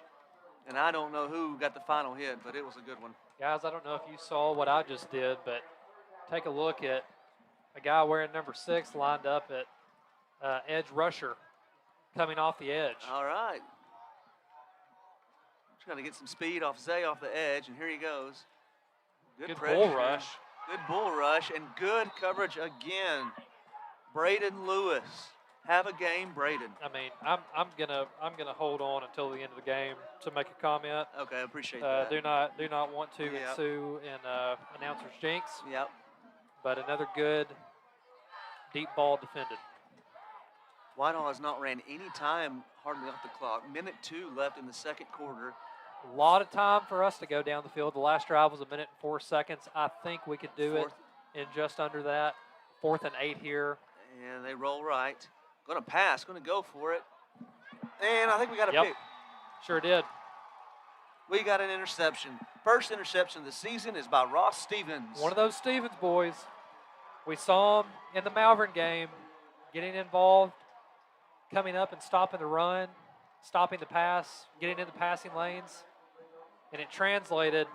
Big play on play. 4th down. 56 left in the second quarter, sponsored by People's Bank. Whitehall did not run any time off the clock. Interesting play calls by Whitehall. All passes there, going for it on 4th down and giving Sheridan a shot here. Got to capitalize. Got Zay in the slot. Zay in the slot. I cannot see who's in the backfield with Dax. Snap goes to Dax. Looks right. Got a a little pitch after the catch to Zay, and he's got room to run. Horse collar. Give him that horse collar. Might have been the shirt. Looked like a horse collar. So a little trickery there from Coach Kelly on 1st down for a big gain. Stockton Power Equipment 1st down on a little hook and ladder. Jeremy, you got to try to hold on to something. I mean, you blink and the guy's by you. You're reaching as a Whitehall defender if you're even with him. Because if you're even, he's leaving you. 49 seconds. Trips down low. Dax waiting for the snap. Hand off to Zay, up the middle. Good time that job by Whitehall's defense. Positive yards for Sheridan. First time out of the half by Sheridan. Got 2 left in the pocket. 2nd and 5. Timeout Sheridan.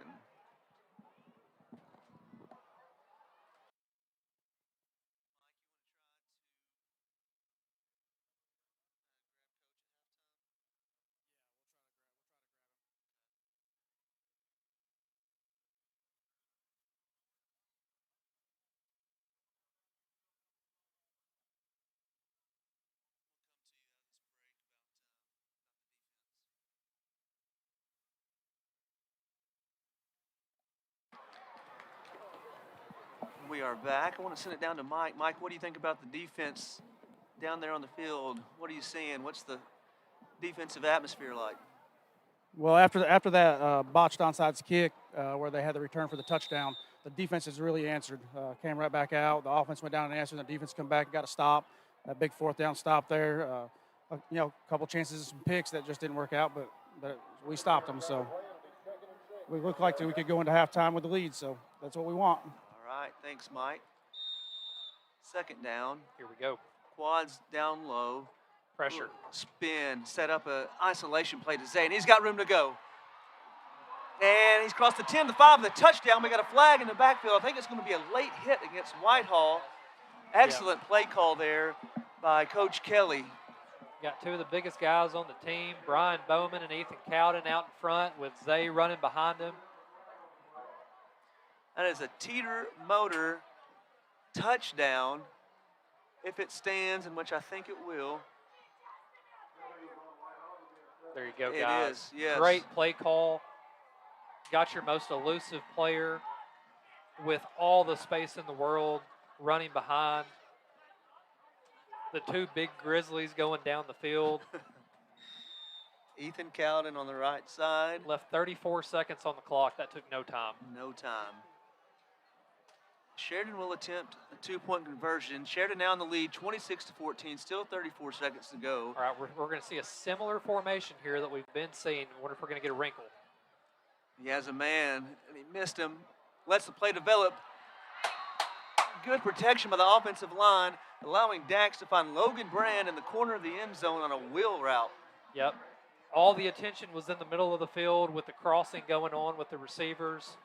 The running back snuck out of the backfield. Nobody had eyes on him. Perfect wheel route in the corner, back corner of the end zone. Good ball from Dax. Only his man could have caught it. Great conversion to take it to a full 2 touchdown and extra point lead. 28-14, 30 seconds left in the half. Great offensive series. Interesting play call. Whitehall had the ball with about over a minute left, and they went all pass. Did not run any time off the clock, giving Sheridan 59 seconds to go about 60 yards, and we made quick work of that 60 yards. You know, Jeremy, here's a great question to test the litmus of, always kicking the onside kick in a scenario like this with 30 seconds left and a penalty. So the roughing the passer penalty happened on the touchdown, so they're going to enforce the penalty on the kickoff, moving us up to kick off from the Whitehall 45. Your risk reward changes after that penalty. Yeah. Andrew Mitchell on the kick, a helicopter style kick. And Whitehall's just doing a good job. That was a tough catch by the Whitehall receiver there. Is that Cale? Yeah. Cale McIntyre there. He's got good hands. He's a senior. I think a returning all-conference player. It's going to be tough to get one off of Cale. All right, 27 seconds for Whitehall. It'll be interesting to see what they do. If they try to go big again with a deep ball, or they just try to run the clock out, count their losses here at the end of the first half. Sheridan's showing 3 down linemen. We've got 5, 6 defensive backs, including Dylan Smith, who's returned the ball tonight and had some receptions on offense as a receiver. Jeremy, I'm keeping an eye on Leighton Tarter out there, number 50, see if he can get through the defenders to the Here football. we go. Deep ball again. Let's get one. Oh, man. Good pursuit. I mean, that was just a competition to see who could get to it. Good pursuit. Diving attempt from Dylan Smith. Great hustle. Showing good speed there, Dylan Smith. Tracking down that football, giving him a chance to make an interception. Wouldn't that be something, get an interception right after a touchdown? Man, it looked like a center fielder trying to track down a ball that was headed to the wall. Wasn't quite able to come up with it that time. Whitehall staying pass heavy. 2nd down and 10. I wouldn't have any arm left if I had thrown it deep that many times. No. My arm hurts. Just standing here. Quick screen pass out to the nimble Aiden, and he makes first guy. Fumble. Ball on the ground. Whoa, unfortunate break for Sheridan. Number 22, Aiden Bitely, fumbled, and the ball bounced right back up to him. Lucky bounce. Great play from Sheridan defense. Punching at the football, and that is going to take us to halftime. Yellowjackets, 28. Bulldogs, 14. That is the end of the People's Bank second quarter. Our stream sponsors, again, First Trust Home Loans and Roof Connect. We appreciate your sponsorship, getting this out to everybody all over the country. Last year I had a buddy in Connecticut tuning in, so it's just amazing how far-reaching this is. This stuff wasn't around when I was in high school. It tells you my age. I'm telling on myself, Dakota, but this is just great that our community supports this and it gets out. But great first half. Quick, what are your thoughts? Mike, did you get coach? He's already gone. Sorry, Mike. We're trying to get a halftime. Okay, we'll try to get to Mike real quick. Okay, send it down to Mike.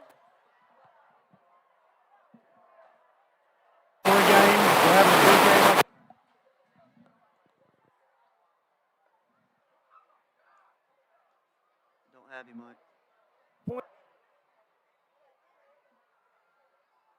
Jittery, wasn't making his reads, wasn't doing his thing. Took him over there. You're good. Cut out. But yeah, we're having a tough time.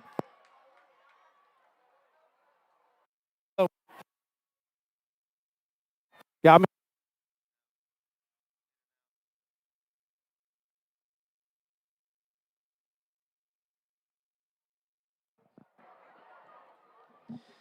Had some technical difficulties there, but yeah, Mike, can you give us a recap of what the feedback was? well, he was starting to talk about, how they started to run downhill. We started getting on blocks and running downhill and started dominating. Zay's a game changer. Brought that speed in. Unfortunately, what happened to Eli? Took a helmet to the knee, I think. So he thinks it's a little bit of a hyperextension. So hopefully, it'll be kind of a short-term thing for Eli, and he'll be back on the field maybe next week. Who knows? But yeah, he was happy with the resilient answer that they got. But he's got a lot to clean up. He said.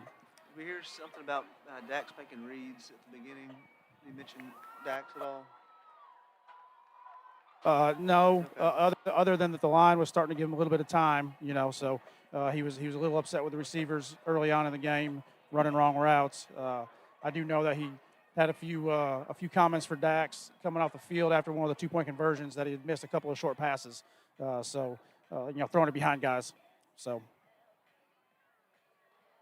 Coach Kelly is a perfectionist and is seeking perfection, and inspires it out of his guys by being tough on them, and also encourages them to hit the next one. And so after we missed a couple of those 2-point conversions, you saw there at the end we hit 2 of them in a row, and so stuck with what we were trying to do, able to convert. Loved how we finished the half. Yeah. after the second year of this now, watching being on the sideline and listening to him with his interaction with the quarterbacks, it reminds me a lot of what they say about Bobby Petrino with the Razorbacks. Said he's really tough on his quarterbacks, so he expects a lot from them. So he's going to be tough on them. Yeah, well, I think we've seen very quickly between the scrimmage game against Malvern and then tonight not some, but a lot of progression from Dax from year 1 to year 2 under Kelly. Yeah, it looks like he's reading defenses better. That when the line gives you time to make reads, that is a huge help. So I want to shout out to our linemen doing a great job, 100%. giving a little time. But yeah, Dax seems to be reading the defenses better. Made a couple of throws into traffic and had some miscommunication with receivers. But overall, very proud of Sheridan's offense in the first half and the defense. Defense has only given up 7 points, and they scored 7 on the onside kick return. So That's right. Great stand by our defense. Our secondary has been on point today with coverage downfield. The secondary's been getting a lot great. of, Go ahead, Mike. I think we're getting a lot of pressure up front. It seems to be moving him out of the pocket quite a bit and making him throw on the run a little bit. And he tends to lose a little bit of accuracy when he has to move a little bit, I think. Yeah, good point, Mike. But yeah, proud of the first half. We'll regroup. Coach Kelly will make some adjustments, and then in the second half, hopefully, we turn it on and just kill any momentum Whitehall may come with coming out of the locker room. Yeah, I felt like we passed the ball really well out of the gate, and then there in the second quarter, really committed to being able to run the football. Mm-hmm. And you saw the big guys up front just really open, running by and say, and really able to capitalize on that. Really opens up the play action pass as well as we've been able to run the ball in the second quarter. So interested to see if we have a shot over the top. Yeah, I mean, just think about how, in that first quarter, pound and Eli, pound. And then that second quarter, when Zay came in the game, his speed just changes things. And now they seem to be kind of sitting back on their heels, waiting to see where Zay's going. So big change when he gets in the game. Yep. It'll be interesting to see how Whitehall comes out as well. I don't remember a run in the second quarter. They were pass heavy and didn't have much success. The most success has been out of quick passes on the outside, quick slant routes, quick screen passes. But they left themselves open for vulnerability there at the end of the half, giving us time to take over on downs. Yep. I can only recall just a couple of runs in the entire game. I mean, they have been committed to throwing the ball deep. And, honestly, being down 2 touchdowns, as much as you throw the ball deep at the beginning of the game, I feel like that creates pressure to continue to throw the ball deep and try to make up the difference. And so I don't expect our guys to just stop being tested all of a sudden. And so I think they're going to be ready to handle that, as many attempts as they saw in the first half. All right, so we're going to take a halftime break here. You at home, get you something to drink. Get ready for an exciting second half. Thank you again to First Trust Home Loans and Roof Connect, our stream presenting sponsors, in addition to all of our sponsors who make this happen.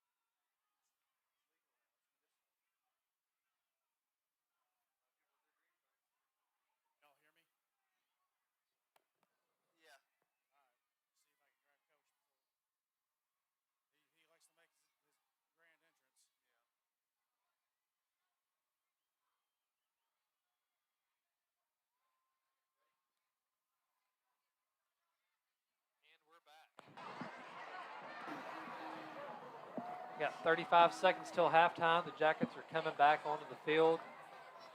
We're going to look to kick it down to Mike here in just a few moments. See if Nevins can get some insight into halftime adjustments or anything the coaches really harped on during halftime. Overall, good first half. Sheridan has got a 2-touchdown lead over Whitehall. Beautiful football night, nice cool weather, blue skies. Couldn't ask for a better August day to start the football season. You would think we were already into the burr months. As nice as it feels out here. Normally you're fighting the heat Yeah, on but opening weekend. you need to call your buddy Jacobian and see what weather was last year against Whitehall. I think it was upper 90s. Upper 90s, muggy, a little rainy. Yeah. Sheridan kicked off to start the game, so we should be receiving the ball here in the second half. Give us the ball back. Saw a good balanced offense from the first half. Whitehall was pass heavy. We'll see if they make any adjustments. The players are on the field, but the coaches are just now kind of walking up, so everybody's ready, but the coaches. Me, don't worry about me. We're gonna have to. All right, Mike All right. threw it back to us, so we're gonna start the third quarter. Third quarter is sponsored by Edwards HVAC. We appreciate Edwards being a sponsor for us again this year. Number 7 and number 8. Let's be great. Back to return the kick, Dylan Smith and Jaden Green. Dylan Smith with a couple very tough returns. Wonder if they try to kick it away from him this time. They do. Little Pooch pooch. kick. Fair catch. Great athletic play. It was number 18, Lawson Wallingford. Lawson Wallington. That was a tremendous play. He was ready. Whitehall tried to catch us off sides with a little pooch kick. You know, Jeremy, you got to stay on your toes out there. Is that a short joke? Oh, you're talking about out there. Oh, yeah, well, for you, all the time. First and 10 for the Sheridan Yellowjackets, starting at their own 46-yard line. Zay Stevens comes out. Eli Turner, if you're just tuning in, took a helmet to the knee. We hope he's okay. Start with an empty backfield for Sheridan. Dax looks over to the sideline for confirmation of the play. Looking again. Takes a snap. Quick hitter to Zay. Has a ton of space. You got to respect his speed, so they play off of him. And we're going to get a Stockton Power Equipment first down on the first play of the third quarter. Threw the ball all the way across the field, hash marker to almost outside the numbers where Zay was lined up. Long throw, and then good yards after catch for Zay to get the first down. We've got an injured Whitehall player, so we're going to go to a break. Looks like a cramp, and Zach Kelly is helping him out. Shelby Taylor Trucking serves all your timberland needs in South Central Arkansas. With over 50 years in the industry, Shelby Taylor Trucking has established themselves as trustworthy leaders in the industry. From planting to harvesting to hauling your timber, Shelby Taylor Trucking is ready to serve you. Follow them on all social media platforms at Shelby Taylor. We're back. Just a quick stretch of a cramp. We got whistles. And here we go again. The false starts. We've been our own worst enemy so far on offense. We get momentum, good first down play, and then we commit a false start, backing us up, 1st and 15. Got number 4, Hunter Socia, running onto the field. J.P. Black going off. Hunter with some big plays in the first half. Hunter took a hit, got back up, and then had a big gainer after taking that hit. Zay in the backfield with Dax, takes a snap. Quick flare out to number 1 out here. Good run after the catch by Walker Shields. Yeah. Winding through the defense. Socia out in front, getting some blocks in. Good catch and run. Get some positive yardage after the penalty. Good pickup on first down. Brings up 2nd and call it 7. Sheridan at the Whitehall 37. Empty backfield. Zay moves up as receiver. Snap to Dax. Looking right. Going deep over the middle. He's got a man wide open and just out the outstretched arms of Hunter Sosha. Pretty ball, put some air under it, gave his receiver a chance to run under the football.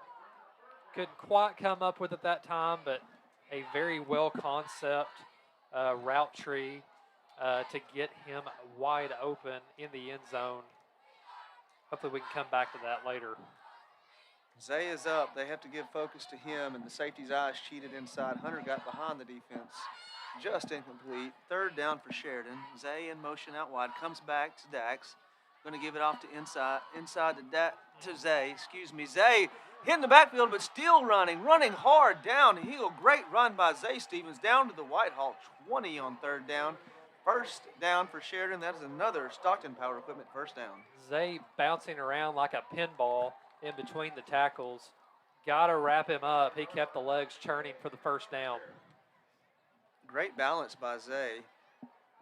Not a big guy, but runs hard. Got punches above his weight class. There you go. First down for Sheridan. 3 receivers to the top of your screen. Dax looking to the sideline for a play. 8 seconds on the play clock. Zay in motion wide again, rolling right. Flood pattern. Nobody immediately open, giving himself time, and makes a short completion to Wally DePriest on the sideline before going out of bounds. Gain of about 4, second down Sheridan. Well executed. Dax stayed patient, allowed the flood to develop, and hit Wiley for a good positive gain. Wiley doing a really good job looking the ball all the way into his hands and tapping those feet, trying to make sure he stays in bounds. Pop pass. Pop pass underneath. Good run. He's crossed the 5 into the end zone. Pop pass to Walker Shields. That's the second time they've run that with Walker. Both huge plays. That one resulting in a teeter motor touchdown with 10:13 to go in the third quarter. For those watching at home, I'm going to assume that you've seen the movie The Blind Side, where Michael Orr takes a guy down the sideline, tries to take him to the bus. Mm-hmm. Well, number 52, Bradley Sturdivant, tried to do the same thing, taking a defender into the Sheridan student section. Did not stop blocking. I mean, really finished the play, and we ran right behind him. Marquise could have ran all the way back to Sheridan with that block, and that was awesome. Great job by the offensive line. Doing a tremendous job run blocking and protecting Dax tonight. Quick score from Sheridan, 34-14, 10:13 to go in the Edwards HVAC third quarter. Same kind of bunch formation.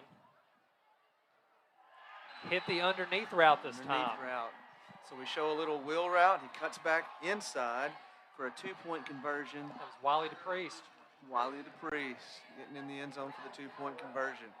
Great first drive by the Sheridan offense. Had one mishap with a penalty, but other than that, pretty good execution all around from the line to the running backs to our receivers and quarterback. Picked up right where we left off at the end of the second quarter. Went right down the field. Love to see us continue to keep that momentum. You know, momentum's a precious thing. Once you have it, you know, getting it's the hard part. You got to keep it once you have it. We definitely did that on that drive, creating some separation. Now a 22-point game. And we've got a chance to get the ball back here. Always have a chance. Onside kick. Whitehall did a great job in the first half of recovering every onside kick. Now we have a chance, of course, to try again. That is number 13, Andrew Mitchell, going to try. He's got it teed up for a helicopter-style kick where it's going to spin sideways. And here we go. Good formation, good slow spinner. Lots of spin. It's got to go. We've got a chance. We've got a chance. It's a dog dog pile. I think we're on it. Sheridan sideline looks excited. Dog pile over the ball. No call from the officials yet.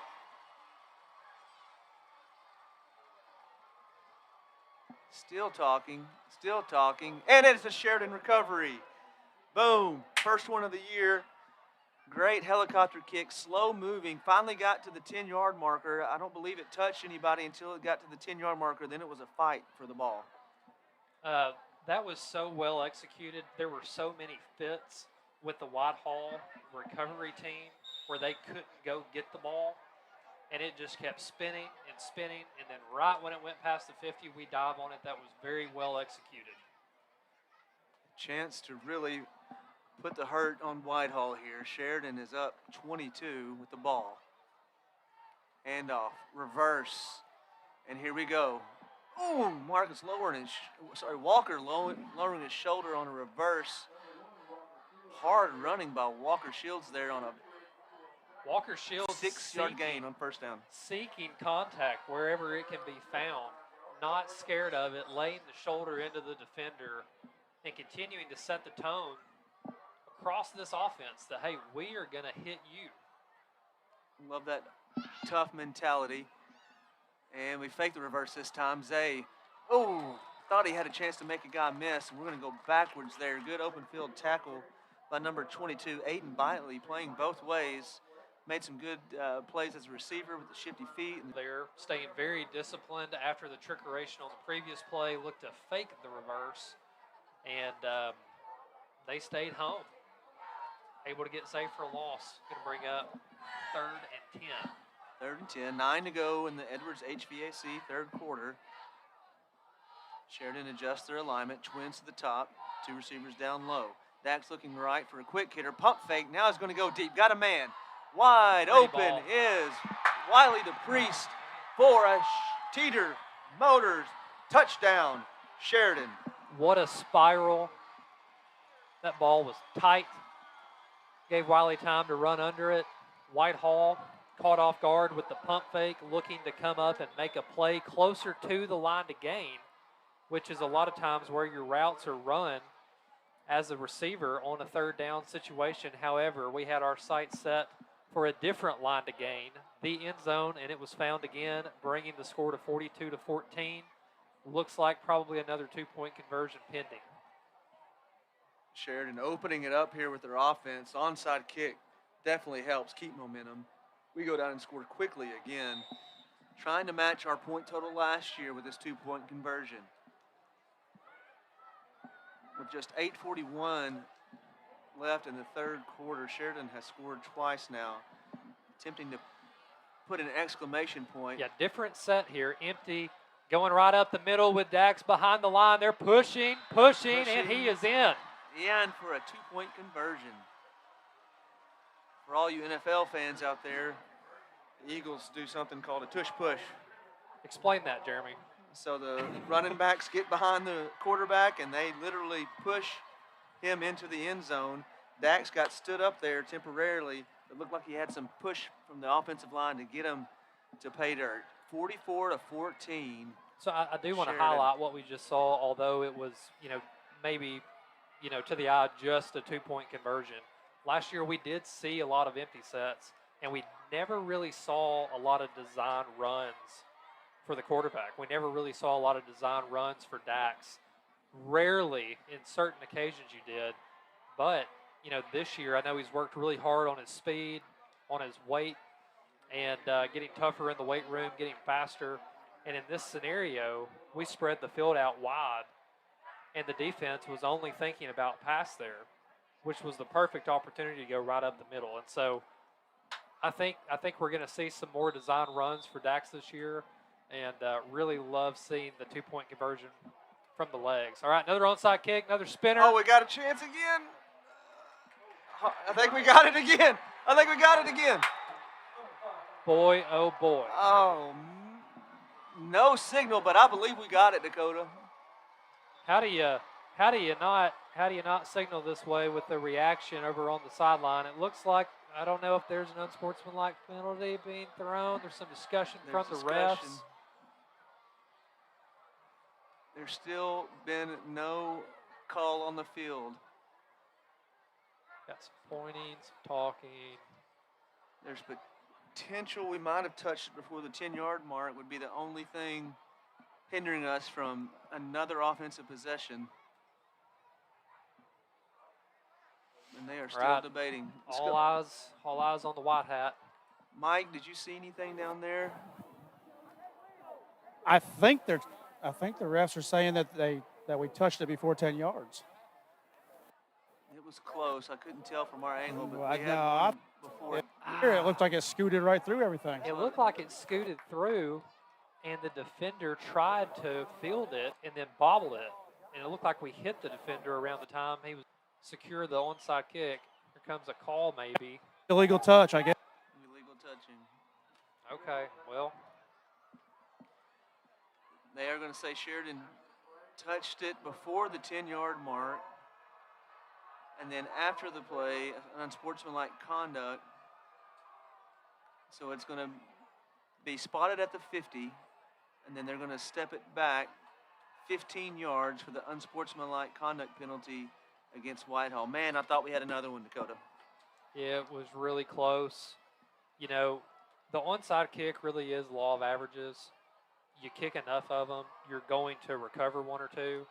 And we saw that after Whitehall recovered every one in the first half. There was bound to be some situations in the second half where we had a chance to recover. 44-14 after a long debate on that onside kick. 8:26 to go in the Edwards HVAC third quarter. Wyatt Golden steps back, and another great defensive play by our secondary, Lawson Wallingford. Let's go Lawson. I mean, timed it up perfectly, running through the pass. As soon as the ball started to hit the receiver's hand, here comes Lawson. Got his hand in there, broke the pass up, continue to be impressed with our secondary. That Ace Hardware unsportsmanlike conduct penalty on Whitehall back them up to their own 36-yard line. Second down and 10. Whitehall staying with the pass. They've been pass heavy all game. Going to stay with it. 3 receivers down low. Motion Xavier, who's their running back, up to block. Pressure by the Sheridan defense, and we finally get to him. There we go. He's been knocking on the door all day. That was number 50, Leighton Tarter. He was not tardy getting to the quarterback that time. Little tartar sauce. He needs a celebration where he stirs up some tartar sauce. Oh, boy, Tarter. Have our people get with your people. Great defensive play there. Loss of 1 on the play. Third down and 11 for Whitehall. Still sticking with the pass. Man, he's had a lot of burst off the line all night. Great to see him get to the quarterback. Got one-on-one coverage here down low. Looks like we're bringing some pressure. Bringing a fourth. Quick hitter over the middle. Finds a hole. Great tackle. Good open field tackle. That is complete to number 11, Kel McIntyre. Marquise Thorne with the thump as soon as he caught it. First down, Whitehall. They moved the ball up to their own 47-yard line. Brought a little pressure there. Extra man. Couldn't get to the quarterback. Receiver finds a hole for a completion for Whitehall. Here we go again. Bringing 5 this time. Again out to Kel, and again wrapped up immediately by Lawson Wallingford. So Whitehall finally finding success in the air. 2 completions in a row. On the short to intermediate throws. Short to intermediate, that's right. Long throws, they have not had much success, knock on wood, and we hope it stays that way. Second and short for Whitehall now. We've got 6:40 left in the third quarter. Now, historically, they've taken shots on these second and short scenarios. Yeah, you usually have 2 downs in this short yardage situation, so teams like to take shots downfield. They do have a running back in the backfield. That hasn't happened in a while. Still haven't given to him. Quick Oh, pass man. to Aiden, and another great open field tackle.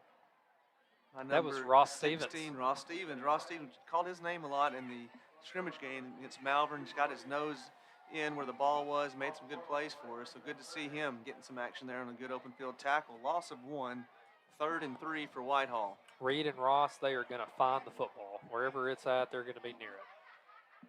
Whitehall receiver was Aiden Lightly. Didn't look like he was expecting it, but got it healed there by Ross. Right, 3rd and 2. Again with a running back in the backfield. Haven't seen a handoff in a while. I don't think they got enough on the line. That's a legal formation. They need to call it, and coaches saw it before they snapped it. Timeout Whitehall. So 3rd down and a long 2 with 5:34 to go in the third quarter. We're going to take a quick break.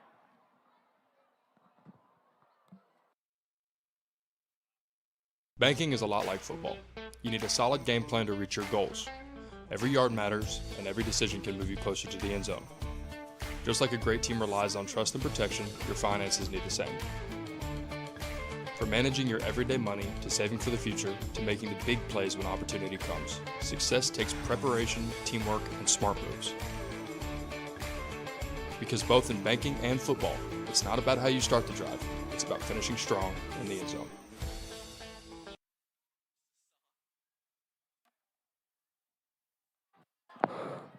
And we're back. We're going to take a minute and thank our stream presenting sponsors, First Trust Home Loans and Roof Connect, and our third quarter sponsor, Edwards HVAC. Back in action here at Bulldog Stadium in Whitehall. Sheridan leading 44-14. Empty backfield for Whitehall. Quick snap. Design run. Immediately got in the backfield. Keep him back. Push him back. Push him back. Strip the ball. The ball's out. The ball's out. Whistle had already blown. Officials call it dead. Got to scramble for the ball, but it doesn't matter. Officials are going to say his forward momentum stopped. Now the debate will be where to spot it. Looks like they're spotting it a little bit short. It'll be fourth and less than a yard. You know, Jeremy, there's playing through the whistle, the first whistle, but then there's also playing through an abundance of whistles. That's what we were doing on defense there. It had to be abundantly clear that play was over for us to stop. Huge stop on the third and short. They're going to line up to go for it on fourth down. I see 77 and 52. We got Ethan Cowden big and Bradley Sturdivant in the middle of that lineman. defense. They're going to try to jam up the middle. Motion by Kel McIntyre. And a quick hitter on the slant route. Again, good coverage there. Let's go. Braden Lewis again. Braden Lewis. No flag. Great protection, or great coverage there by Braden. Attacking the football. We've got a penalty. Nevins is saying illegal formation. And so we will take over on the turnover on downs by excellent defense there by Braden Lewis. That is hard to do one-on-one coverage down low. I've loved, Coach Kelly tries to keep offense and defense separate, but in certain scenarios, we've seen a sprinkle of Zay coming off the edge. And then in a fourth and short scenario, bringing your two biggest offensive linemen in to try to shore up the middle of the field. Whitehall immediately counters. Football is just a game of counters with trying to go outside, but able to lock it down there too. So great stand all the way around. Zay is lined up to take a direct snap. Dax in the backfield. Wiley to Prisco in motion. Now it goes to Dax, and they hand off to Zay, and Zay finds a crease in the middle, across the 50, down to about the 45-yard line for Stockton Power Equipment first down. Good run from Zay, showing some patience, allowing some fits to take place, not just bursting straight through the line, allowed some linemen to kind of fit up with their defenders. Great first down. Quickly back up to the line is Sheridan, 1st and 10 from the Whitehall 46. Zay in the backfield with Dax. Wiley comes in motion. Hand off to Zay up the middle. He's got a crease. Oh, wasn't for a one-handed save by number 44 for Whitehall. Zay could have found pay dirt there. That was number 44, Jaden Gorman, on the tackle. Man, does he have super glue on his hands or what? Is that Little Giants where he puts tar on his hands and he can't get them off? Need to check 44's hands there. Second down and short for Sheridan. Steady dose of run here from Zay early on. Now they empty the backfield. This is something different. We've something got number different. 9. We got Easton Barksdale checked in, number 9 as a sophomore. Also a quarterback. And that's what they're going to do. Hand it off. Going to get deep. And the receiver gave up on the play, not expecting the ball, and that's going to be an interception and a touchback. Yeah. Wiley was not anticipating that ball coming to him. Was not turned around or looking for it. Really caught him by surprise. Led to no contest. Turnover. Ball back to Whitehall in their 20. It's a little trick play, trying to catch Whitehall off guard and add to our lead. Turned into a turnover for Sheridan. Whitehall will take over on their own 20 after the interception and touchback. Whitehall's offense back on the field. Not as much pep in their step as the beginning of the game, Dakota. So I think Sheridan's wearing him down. The thing about a trick play is you feel the pressure to make the big play instead of realizing it's not there and checking down. quick hitter out to Aiden Bitely again, and another good open field tackle. That was Lawson Wallingford And sticking his nose in there. Good job there, Lawson, and I think Aiden might be down, the Whitehall player that was tackled. We'll take a break. Banking is a lot Lobby like checked football. out. Here at Reliance Bank, our name says it all. Rely on us. We proudly celebrate that our Kansans have done that for 60 years.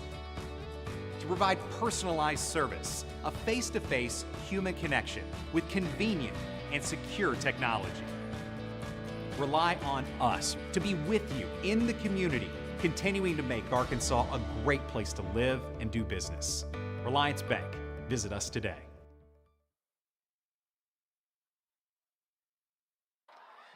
Good to see Aiden up. Looked like a little cramping after the catch.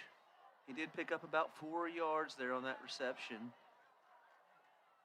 We're going to wait for Aiden to get off the field before play resumes. Aiden's made And some big plays. He snapped it a little too early.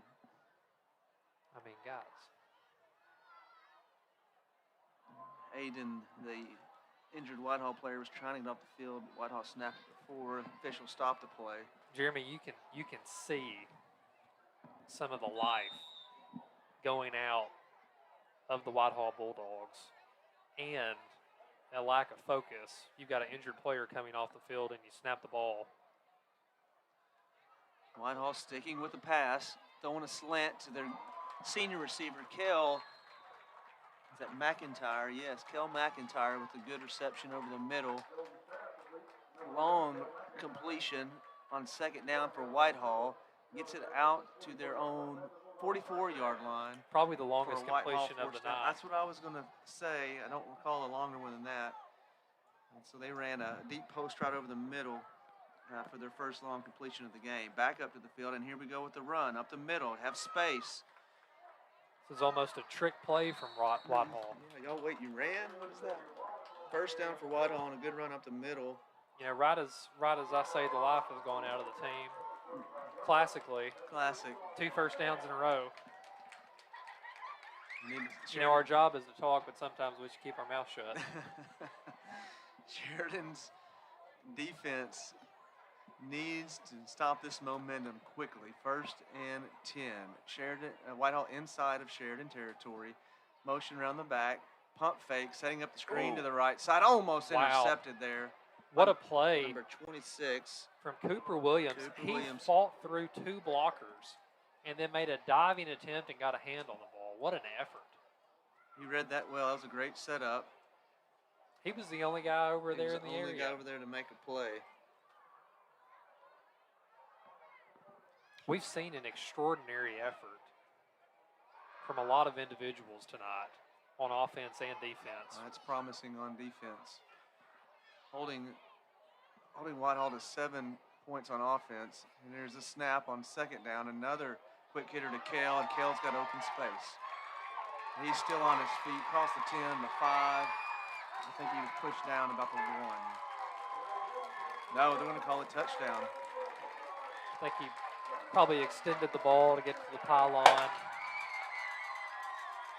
All right, and just like that, you know, we run a trick play. But the thing about a trick play is you don't have to throw the deep ball. You don't have to do the last part of the trick play. But we throw the interception, and then Whitehall takes advantage of it.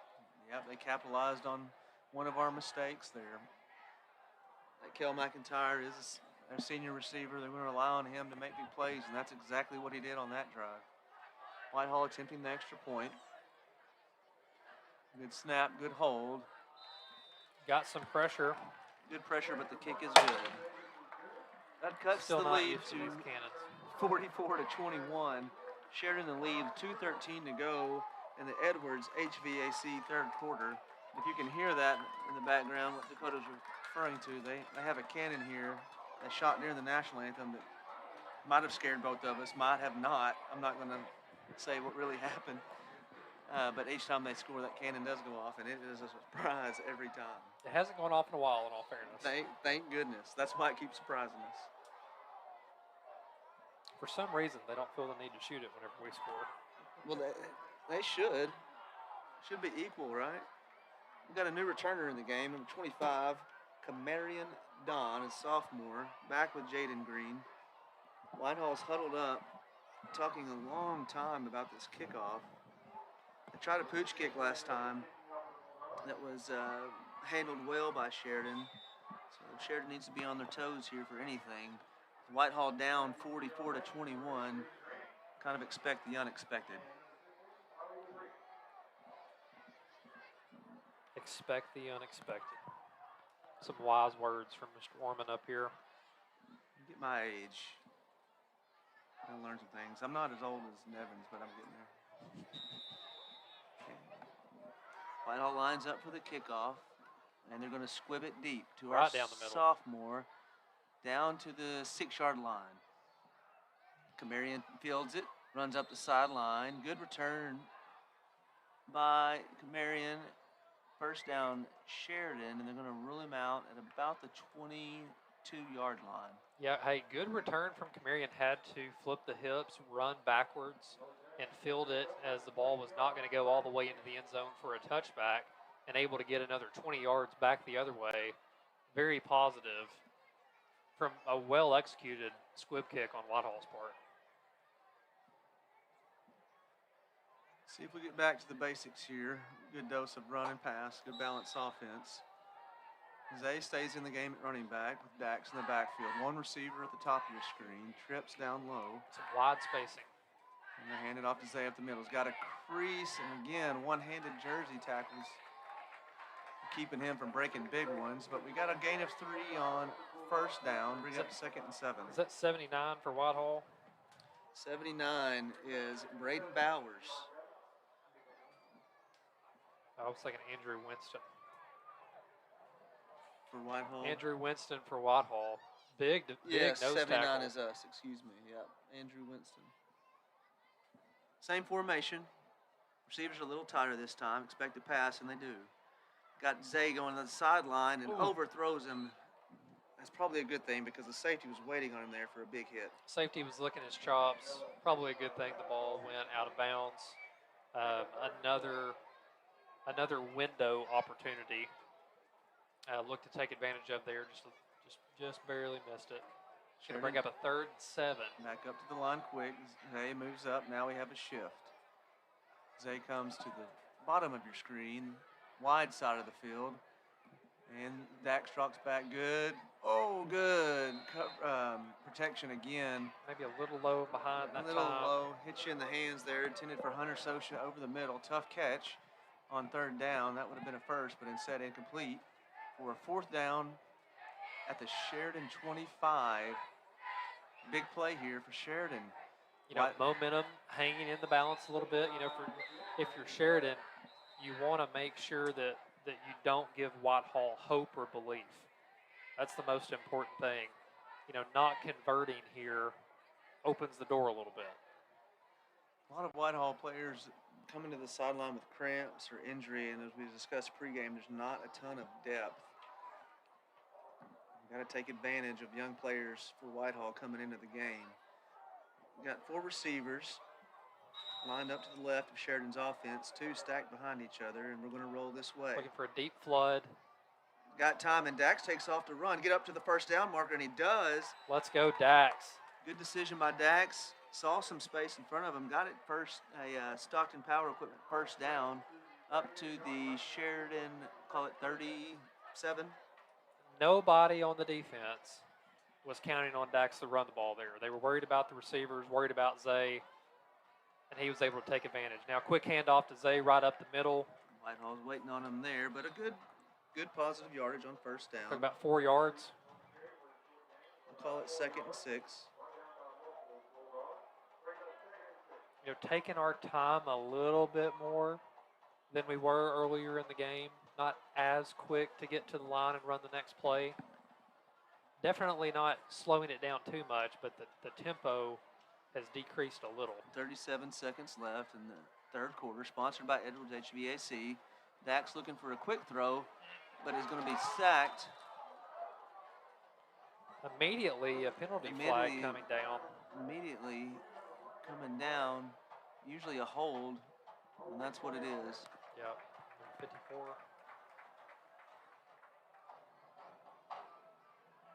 I said that. I don't know if that's right. Defensive end for Whitehall made a good move, and looked like our offensive line had to make a hold trying to protect Dax. Didn't work. You know, Resulted in a really the sack. first one of the only times that they've gotten to the quarterback today. Might be the first sack the offensive line's given up late in the third quarter. So overall, good job. 29 seconds remaining.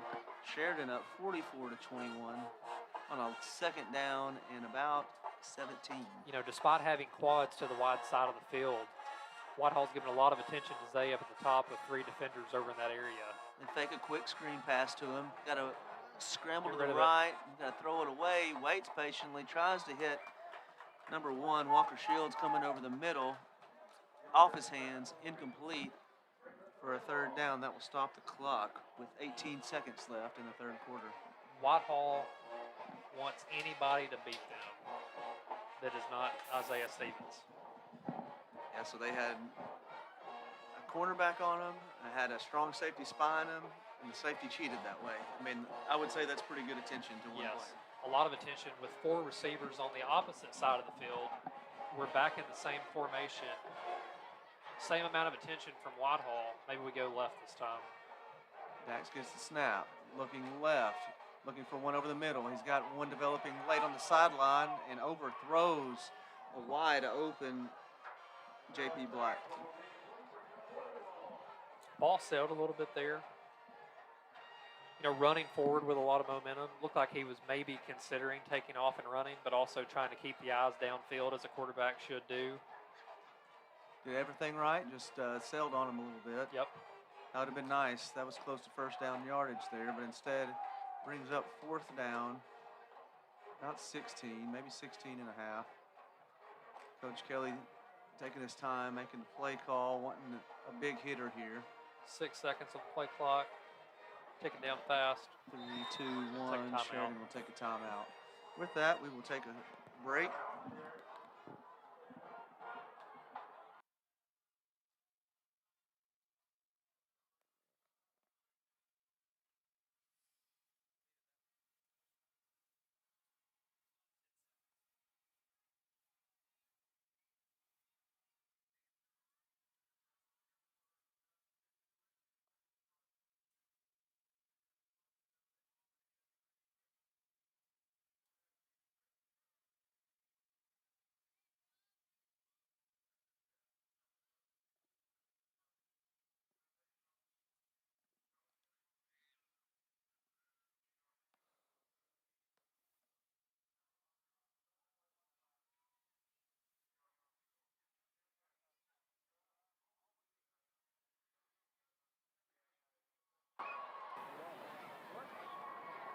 And we're back.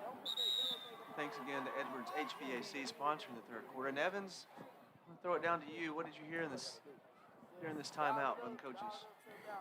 They're just trying to pump them up. We've kind of hit a little bit of a lull here towards the end of the third quarter here, and just trying to get a little bit of energy back and try to pump them up. All right, thank you, Mike. Appreciate you. Long fourth down for Sheridan. You got Zay in the backfield with Dax, 2 receivers to the top and the bottom of your screen. Confirming the play call. Changing the spacing a little bit. Walker Shields move out. Provide a little more spacing down here low with Gunnar Hoyle. Moving back in. Zay moves up in the slot position and snap. Dax media looking right. Good protection. Gets it out.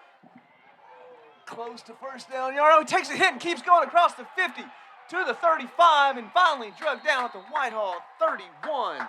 Walker Shields, the sophomore, getting hit at the first down marker and fighting through it. Toughness. This team is tough. You better wrap them up. Excellent toughness. That's wanting it for your team right there, Dakota. Excellent play call and excellent execution, but what toughness from our sophomore receiver, Walker Shields. That is going to be the end of the third quarter, and what a way to end the third. and take us into the final quarter of the night. Everyone's favorite. Everybody put 4 fingers up in the air. Put them up. 4 up. If you're at home, put your 4 fingers Put them up. Put them up. Put them up. We're going to take a quick break in between quarters and come back to you to the Roof Connect and First Trust Home Loans 4th quarter.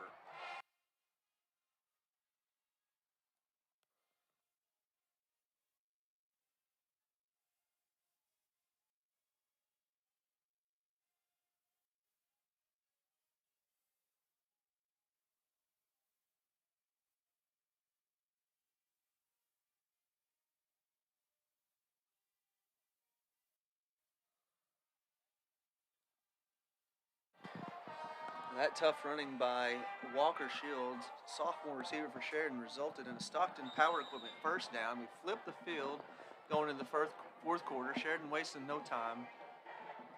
Empty backfield. Zay is taking a breather and a quick snap to Dax. Looking left. Got a crossing route over the middle. Slow developing play resulted in positive yards on first down. We've got a mesh concept. You're looking deep, seeing if things develop. If there's a chance to take a deep shot, then you've got mid-crossers. That's an opportunity. You don't see anything there, dump it down to the shallow crosser, pick up some positive yards. Great play progression. Brandon Gostinski with the catch, another sophomore receiver for the Sheridan Yellowjackets. 2nd down and 6, another empty look. Dax peeks right, now looks left. Got the crosser open again, but this time we got good pursuit from Whitehall. Dax avoids it, gets outside the tackle box. Wise decision to throw it away. Mature play from Dax. Felt the pressure, got out of the pocket. Didn't have it. You've got a 23-point lead. There's no reason to try to force anything. Just get rid of the ball, throw it out of bounds. Looks like J.P. Black may have had a wrong read on his route. Coach Kelly encouraged him on the sidelines to run a good route. So that's going to bring in Jaden Green down low here, number 8. 15, Wiley DePriest. Brandon. Can't see who's at the top. Got number 4, Hunter Socia. And Hoyle, number 32. Gunner Hoyle. Empty backfield. Whitehall bringing pressure. Sheridan moves early, which is unfortunate. We had a wide open receiver there in the middle. Whitehall bringing pressure. Made us jump a little early. It's going to back us up 5 yards. About a 3rd and 10. 11-18. Just started the Roof Connect and First Trust Home Loans 4th quarter. Staying with the empty backfield. Not really changing our game plan. We're not going to run the ball and run the clock out. We're going to stick with what we're good at. We're going to spread it out. Getting Zay Stevens a rest here. Snap to Dax, looking right. Going over the middle again. Complete. Another tough run by our receiver. Dax took a hit there after the throw. Gets up, a good completion. And that is a Stockton Power Equipment first down. That was Hunter Socia showing toughness again. These guys are picking up tough first downs. Almost as tough as Justin Stockton. Nothing's that tough. Maybe a goat head. Right back to the line, tight bunch. Is that Hunter in the backfield now? 2 receivers to the top and the bottom of the screen. We got number 8, Jaden Green in the backfield. Okay. Sneaky. Looking over the middle. He's got a man. Gets it on time to Wiley DePriest for a touchdown. Sheridan. That is a teeter motor touchdown to Wiley DePriest on a beautiful ball by Dax McMillan. Yeah, nice post route over the middle of the field. Had to really try to hold on to the ball. Number 5, Edward. I'm not even going to attempt the last name. Tried hard to break it up. Hohaboo. Nailed it. Tried hard to break it up, but Wiley held firm. And we're going to try our first extra point attempt. It's number 13, Andrew Mitchell, on the attempt. And we got an offsides by Whitehall. We've seen this a lot in the Sheridan games, really last year, where we line up for a field goal, we go to a down stance, and defense jumps offsides, moving us closer to the end zone. Jeremy, we said it last year, death, taxes, and the other team jumping off sides on an extra point attempt. It's going to happen. It's going to happen. It's going to happen. We're going to stay with Andrew Mitchell, though, even though we moved closer for an extra point attempt. Again, our first one of the season. Had a little hard time in our scrimmage game against Malvern about converting. And this time we move. We give 5 like yards Ethan. back to him.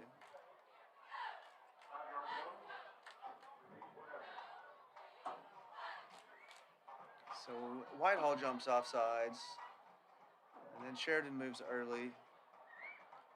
So we're backed up a little further than Our 5-yard penalty got us, a yard and a half.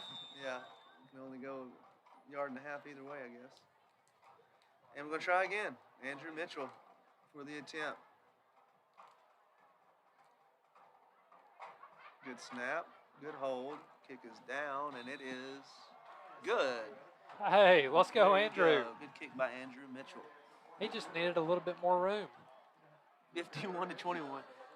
Yeah, we watch football. You hear about icing the kicker and offside penalty, false start penalty. That'll get you nervous for your first extra Didn't even point have to call a attempt. timeout. Didn't have to call a timeout to ice him. But Andrew Mitchell kept his cool, put it right through the middle of the uprights, extending the Sheridan lead by 30 points, 51 to 29. Sheridan in lead with 10:13 to go in the Roof Connect and First Trust Home Loans fourth quarter. Good drive there, Dakota. Didn't run the ball, I don't believe, any of that drive. We're kinda just sticking. we gotta work on both. We gotta be able to throw the ball down the field and run it down the field. I think we've shown tonight that we can do both, and they can really complement each other. And now we've got another presumably onside kick coming up. Hey, Mike. Hey, on that last touchdown, it's fun to stand behind Coach. He told Dax what route to hit, and sure enough, it was there. That's awesome. That's awesome. Whistle blew before the kick. What a luxury to have a guy like that in your ear. Yeah. That just, hey, here's the right thing to do. I mean, Go ahead and do it. It's Coach- kind of like my wife in my ear. Like, you know the right thing to do. Here's what you need to do. Amy, I hope you're listening. He would say the same thing without a mic. I want you to know. I've heard it many times. Yep. Yeah, she is my Coach Kelly. She keeps me in line. We know Coach Kelly has called a touchdown pass or two in his day. Yes. Wonder if he ever threw one. Surely. Surely. It's really fun, just the way he sees things from the sideline. It's crazy. Yeah, he's got a unique mind. I think everybody knows Coach Kelly's history and past, but his offense is just put up points, and that's no coincidence. He's a mastermind in schemes and putting people in the right spots and seeing things that most high school coaches can't see. And Daryl Patton's no slouch on the other side. Not sure what the whistle is about, but we're going to try it again, and we kick it almost to our tent out of bounds, not allowing any kind of return momentum on the Whitehall side. I'll throw a flag for legal procedure for kicking it out of bounds. We got to give them a chance to return it. So Whitehall will take over on their own 42-yard line. 10:13 to go. Sheridan 51, Whitehall 21. Gorgeous August night in Whitehall, Arkansas at Bulldogs Stadium. And what's even prettier is the score, Dakota. It's a beauty, Clark. It's real beaut, Clark. As you said earlier, the pep and the step of the Whitehall offense is lacking. Sheridan's defense has only given up 14 points on offense. The Whitehall special teams turned an onside kick for 7 points, getting them to 21. We got a lot of space out here to the left side. And we'll go Wheel out route. and up, wheel route, trying to get it to Kel McIntyre. Miscommunication, possibly. Looked like, they brought number 3 Tyler Blankenship in motion, and with a lot of momentum, turned it into kind of an out and up wheel route with the post coming over the middle of the field.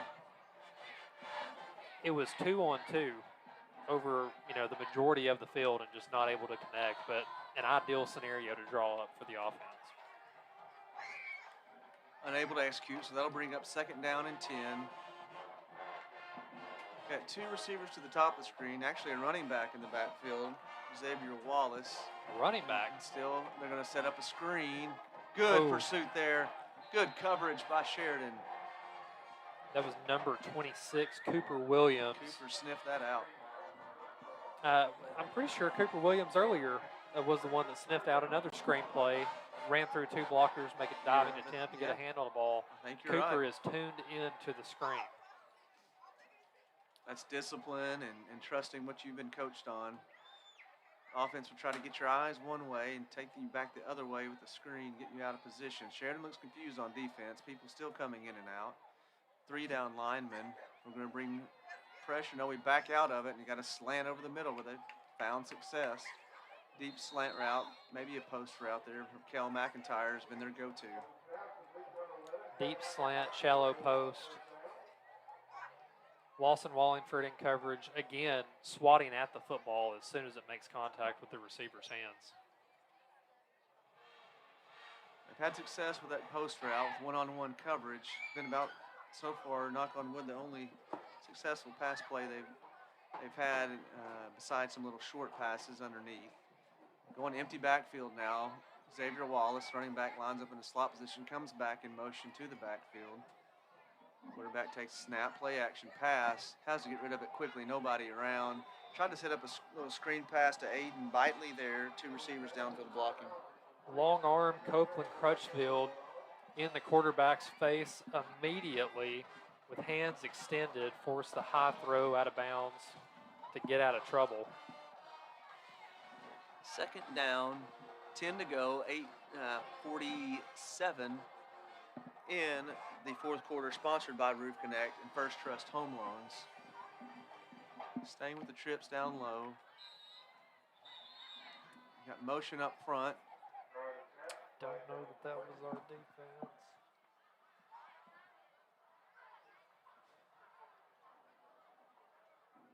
Usually they stop the play if it's a false start, and that is what it is. False start on Whitehall. We're going to back them up 5, 2nd and 15. Backs them up to their own 49-yard line. Sheridan linebackers crept up into the zone of where the ball is at and just kind of stood up straight on their toes and really, I think, just threw off the offensive line. Drawing them to a false start. Usually the offense tries to draw the defense. Might have been an opposite there. Defensive line in the upright position, and again, showing pressure. Let's see if we stay with it. Same formation. Xavier goes back to the backfield. White takes snap, good pressure up front. White escapes with using his feet, throws a bomb down the field. Kel McIntyre tried to come from the other side of the field to make a play, falls incomplete. Great pressure from the Sheridan defense. What I love that I've seen, and it's very much, true to Coach Kelly's personality, is a lot of teams, with this kind of a lead in the 4th quarter, they're just going to run the football, run the football, run the football. We pass the ball the whole way down the field. Our strategy of clock management is to score another touchdown. And then on defense, we're not sitting back in a prevent defense, allowing ourselves to get picked apart. We're still bringing pressure. And so we're playing like the game is 0-0. Love it. You see a lot of colleges and NFL teams even change their offense up to run the clock out and ends up costing the game. Deep out route. Dropped it. Good throw that time by Wyatt Golden, but it falls incomplete on the sideline. Number 3, Tyler Blankenship was the intended target. Found an opening in the defense, but couldn't hang on to it. Going to bring up a long 3rd down for Whitehall. 3rd and 15. Again, you can kind of feel the lull. They're trying to overcome it out there. We continue to bring pressure and have had some success, getting to the quarterback. Getting to the quarterback doesn't always mean a sack. It means forcing an early throw, making you make a bad decision. Maybe you got to throw it away. Those are wins. Pressure causes bad decisions and bad throws. Big 4th down for Whitehall. They're going to go for it here. Try to convert. We rush 3, drop an extra man in coverage, short pass, and hit hard but bounces off of it. Great coverage there by Marquise and a hard hit, but just bounced right off of him. We've seen that from both sides tonight. If you don't wrap up, these guys have been in the weight room all summer. They've probably done 10,000 squats. They've flipped a lot of tires. Yeah. They're ready to absorb those hits. Yeah, I have not done any of that this summer. Neither have I. How many yards do you think we could flip a tire together? It will fall backwards on me, so negative. Negative yardage on the play. Yeah. I heard that Coach Kelly, part of his routine is to go out and flip tires before practice. Good for him.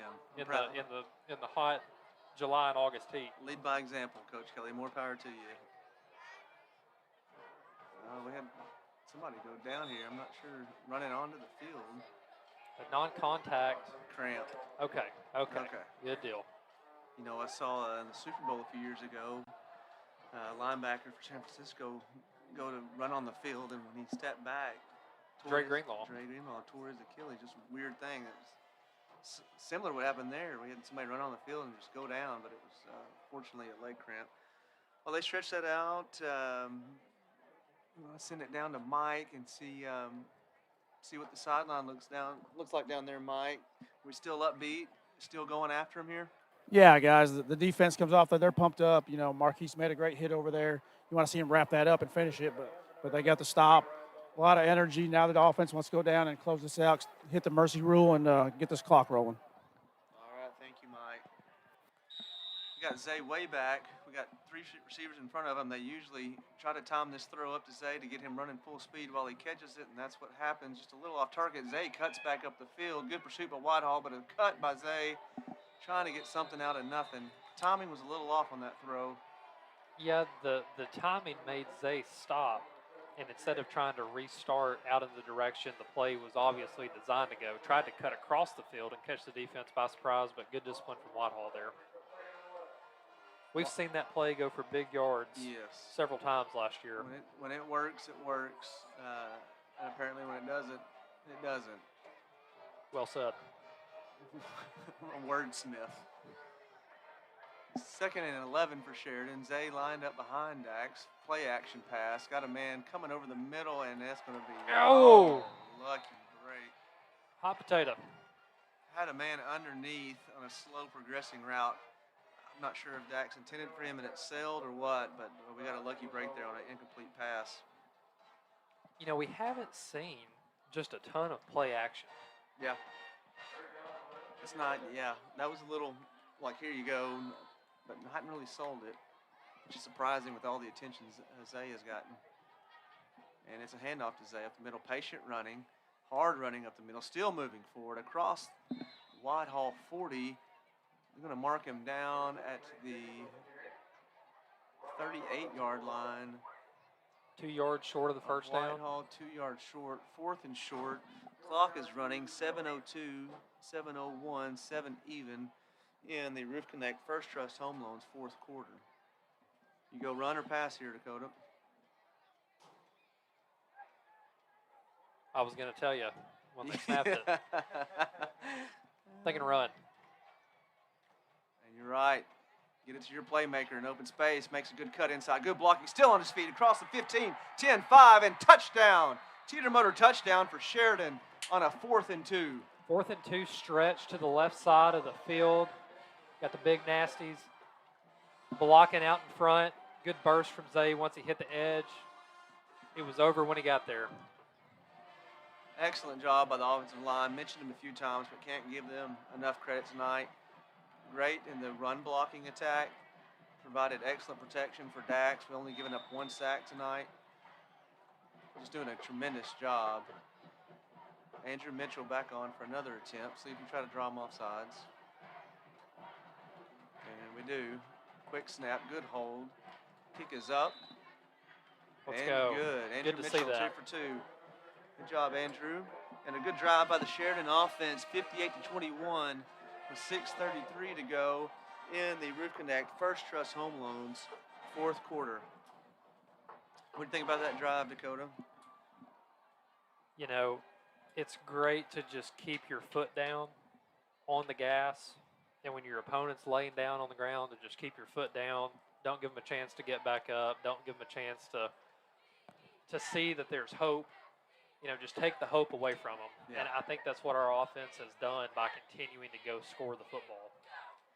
We talked about momentum several times this game, and those who may not have played, sports, momentum is a serious thing in sports.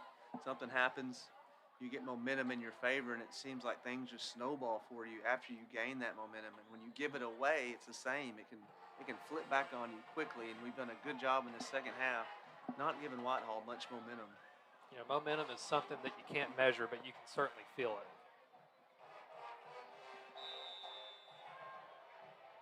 We're going to see a deep kick again. Pitch kick, fair catch called by Kel McIntyre, the receiver at their own Whitehall 30-yard line, which is where they will take over.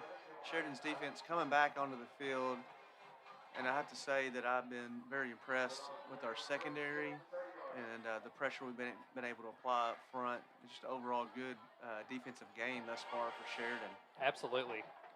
This secondary has been tested. They've been tested. And they've given up. They have not given up the true deep ball per se. You know, there's been some kind of shallow post routes that have given up, some long slants, but no true over-the-top pass has been hit.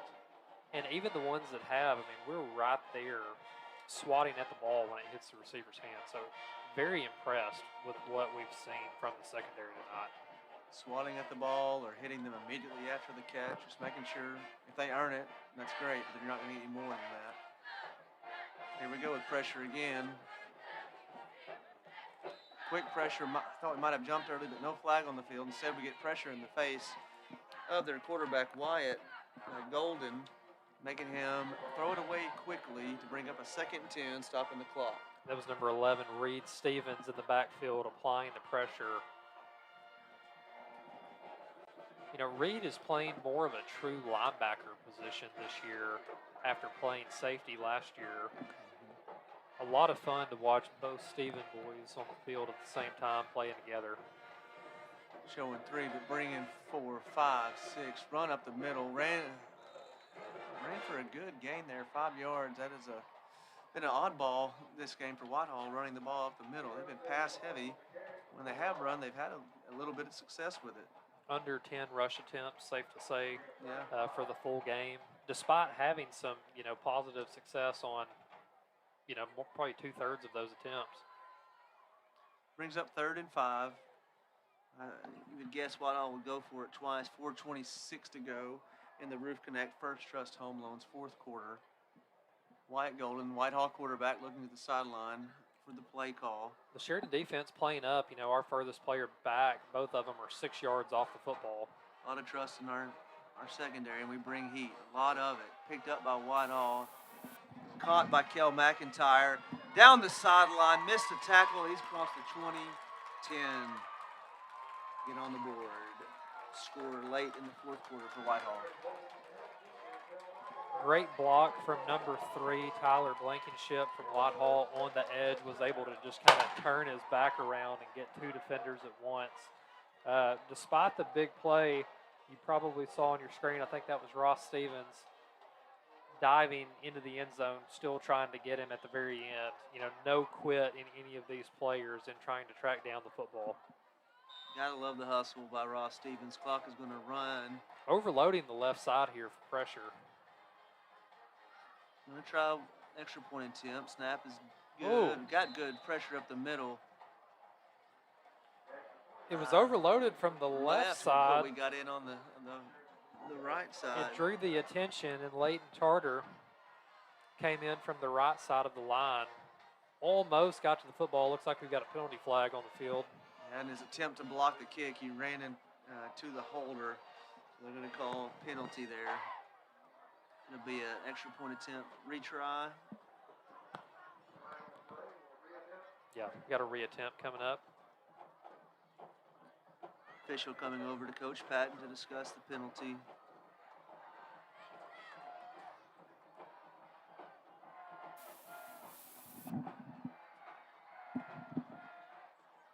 I'm a huge fan of the subtle nuances on special teams on what seems to be a simple extra point play. We're actively scheming something up to try to block it. Coach Kelly's always seems to be. Oh, we blocked that one. Instead, it sneaks through for a good attempt by Whitehall. Two good special team attempts there by Sheridan, almost blocking 2 extra points. That was number 25, Camarian Dawn. Is that right? Do I have the number right? I think you're right. Right up the gut. Jeremy, what that says to me, just like whenever we're kicking an extra point and we try to draw the defender offsides to gain a yard and a half, every yard matters. Every yard matters, yeah. It doesn't matter every point if it's an matters. extra point. Yeah. Yeah. That's 1 point. Probably won't affect the outcome of the game, but we came after it. Tried to block it 2 times, and there's no quit. Yeah, there's not taking a single yard, a single point for granted. A lot of fun to watch from a fan's perspective. Jaden Green back again, and number 25, Marion Don. I have not kicked Jaden tonight that I can recall. Had a squib kick last time that Marion had a good return on. Most of the kicks have gone to the right side of the field. I wonder if this is going to be the same. Waiting and waiting and waiting. Okay, go. Now here we go. 2 minutes left to go in the 4th quarter. Pooch kick. Jaden's going to get a chance. Fielded cleanly at the 25. Waiting for blockers to get in front of him. Made a guy miss. Held on to the football, but going to be brought down at the Sheridan 34-yard line. Way to secure the catch, get some positive yards, good starting field position. Clock is ticking down. Got a minute 45 left in the game with the offense coming back onto the field. Clock is running, 140, 139. Mercy rule is in effect, so they will not stop the clock. Sheridan's offense on the field. See what we do here. We got number 9 checking in at quarterback. And is our sophomore Easton Barksdale, who Coach Kelly was impressed with this summer, saying he can make some throws not many other players can at his age. Easton gets a snap, looking left, waiting, hits man over the middle. That's number 81, Brandon Gostinsky. That route has been his bread and butter tonight. Long drag route, slow developing play, but he's hit it multiple times tonight for positive yards. Gostinsky runs a great shallow cross. Got it down. He's got it down. Our sophomore quarterback, Easton Barksdale, 1 for 1. Comes out, make a quick completion. That's a Stockton Power Equipment first down. And we're going to give a handoff up the middle. Good, hard run by number, it looks like 29, Logan Brand. Logan Brand trying to put his brand on the defender, lowering the shoulder, finishing the run, inspired by number 28, Eli Turner, no doubt. I see you. See what you did there. Another Stockton Power Equipment first down for Sheridan on a hard run by Logan. Got Evander Gustin now checked in at quarterback. Coach Kelly giving some players a chance to get some game time here. Easton looks left, fires right on the money. Close to first down yardage. I'm going to mark him just short. Is that number 17? Number 17 with the catch.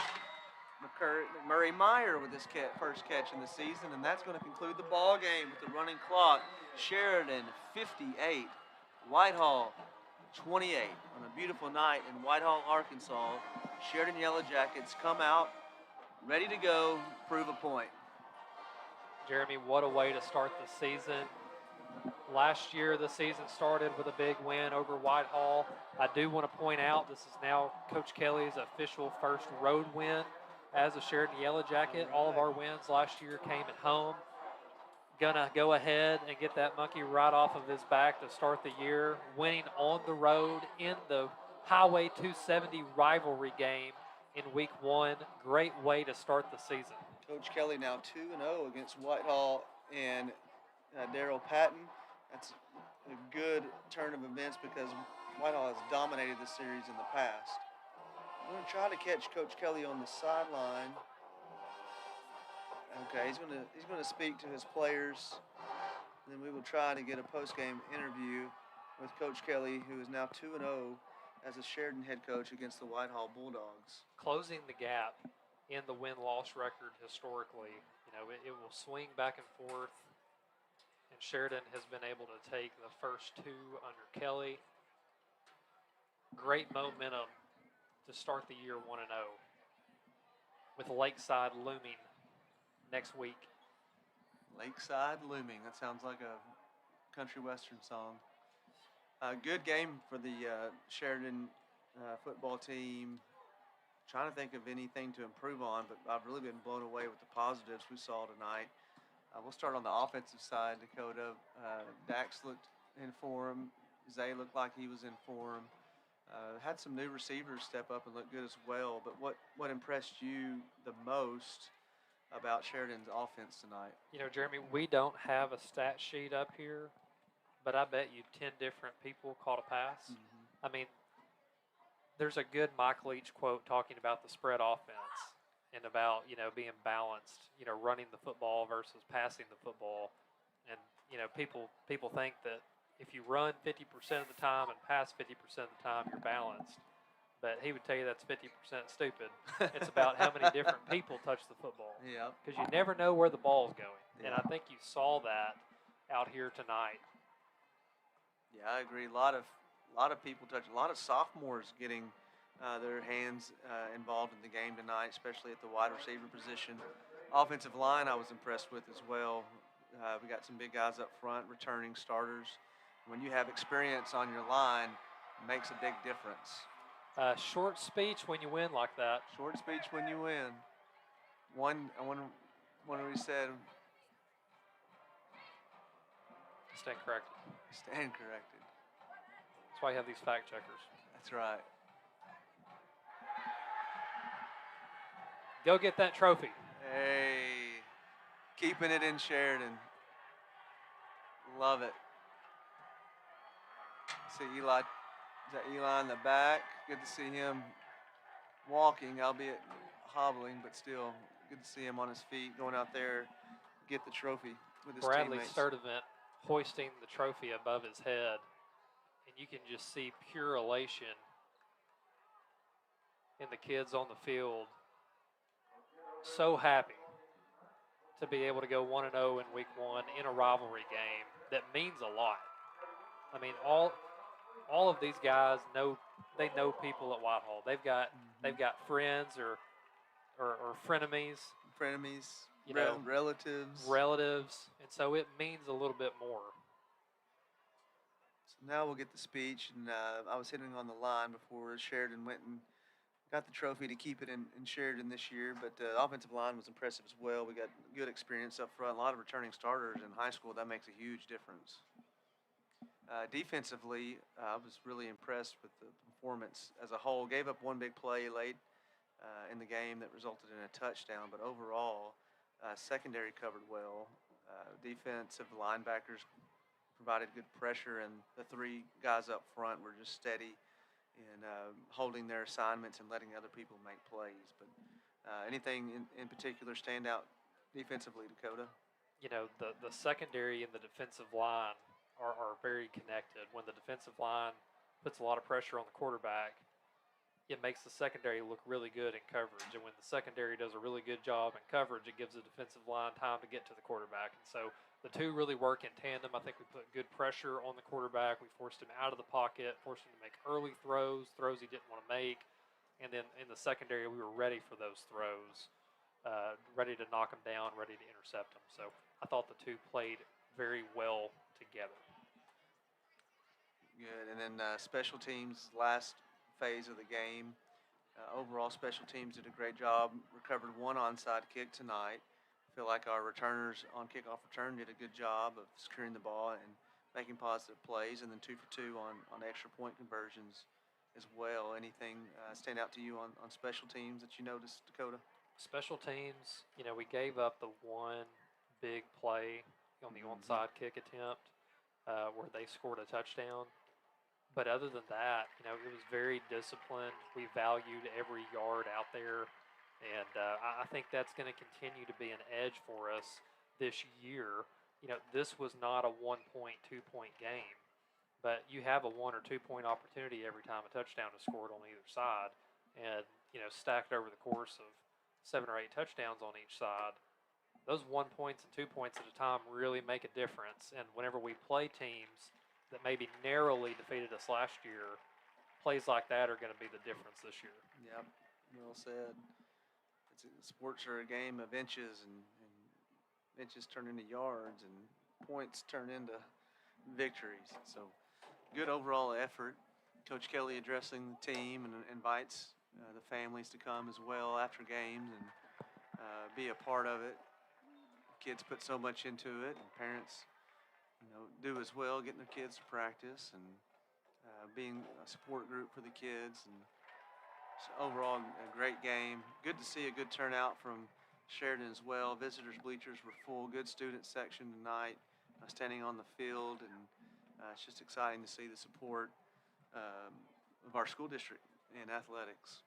Yeah, the community believes in these players, in this coaching staff. They've seen the evidence, seen the growth in year one with a lot of young players last year, more experience this year. There's a lot of talent and experience on this team, and I'm very excited to see what we do in the coming weeks.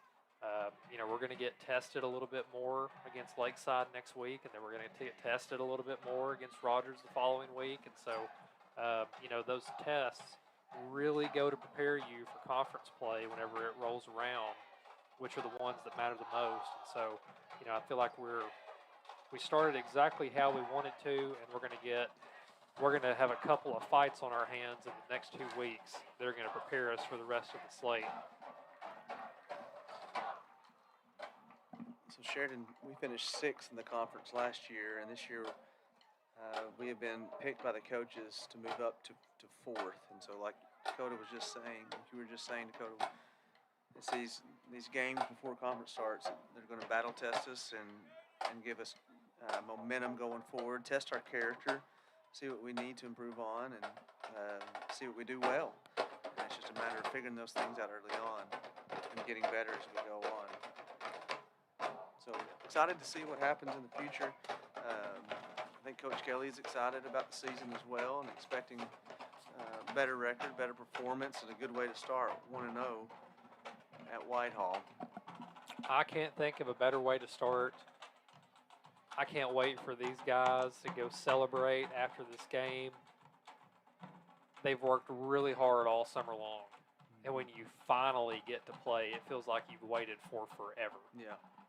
I mean, it feels like an entire year has gone by just in the summer alone. And so getting to come out here and go hit somebody else and it means something, that's a lot of fun. And so I hope that them and their families get to celebrate tonight and enjoy it. And then I know they're immediately going to get to work on prepping for Lakeside. Getting that first win is big as well. You get that first one out of the way, get some confidence in you, and prepares you for the next week. I want to thank our sponsors while we have the opportunity. Again, our pregame coaches show sponsored by JM Fry Inc.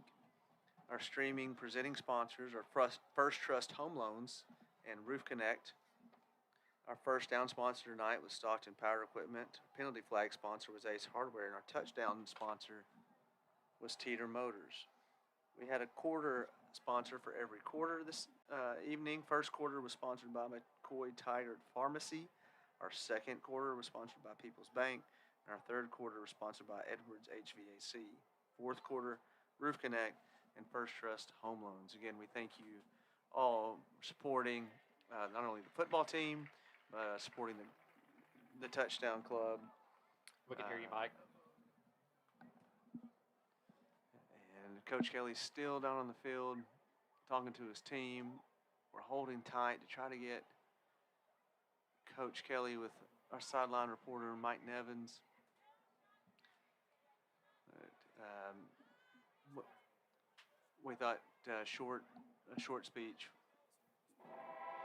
Spoke too soon. Spoke too You know, soon, Mike Tim has Ryan. strategically placed himself in a prime position for an interview. Not his first rodeo. Not his first rodeo.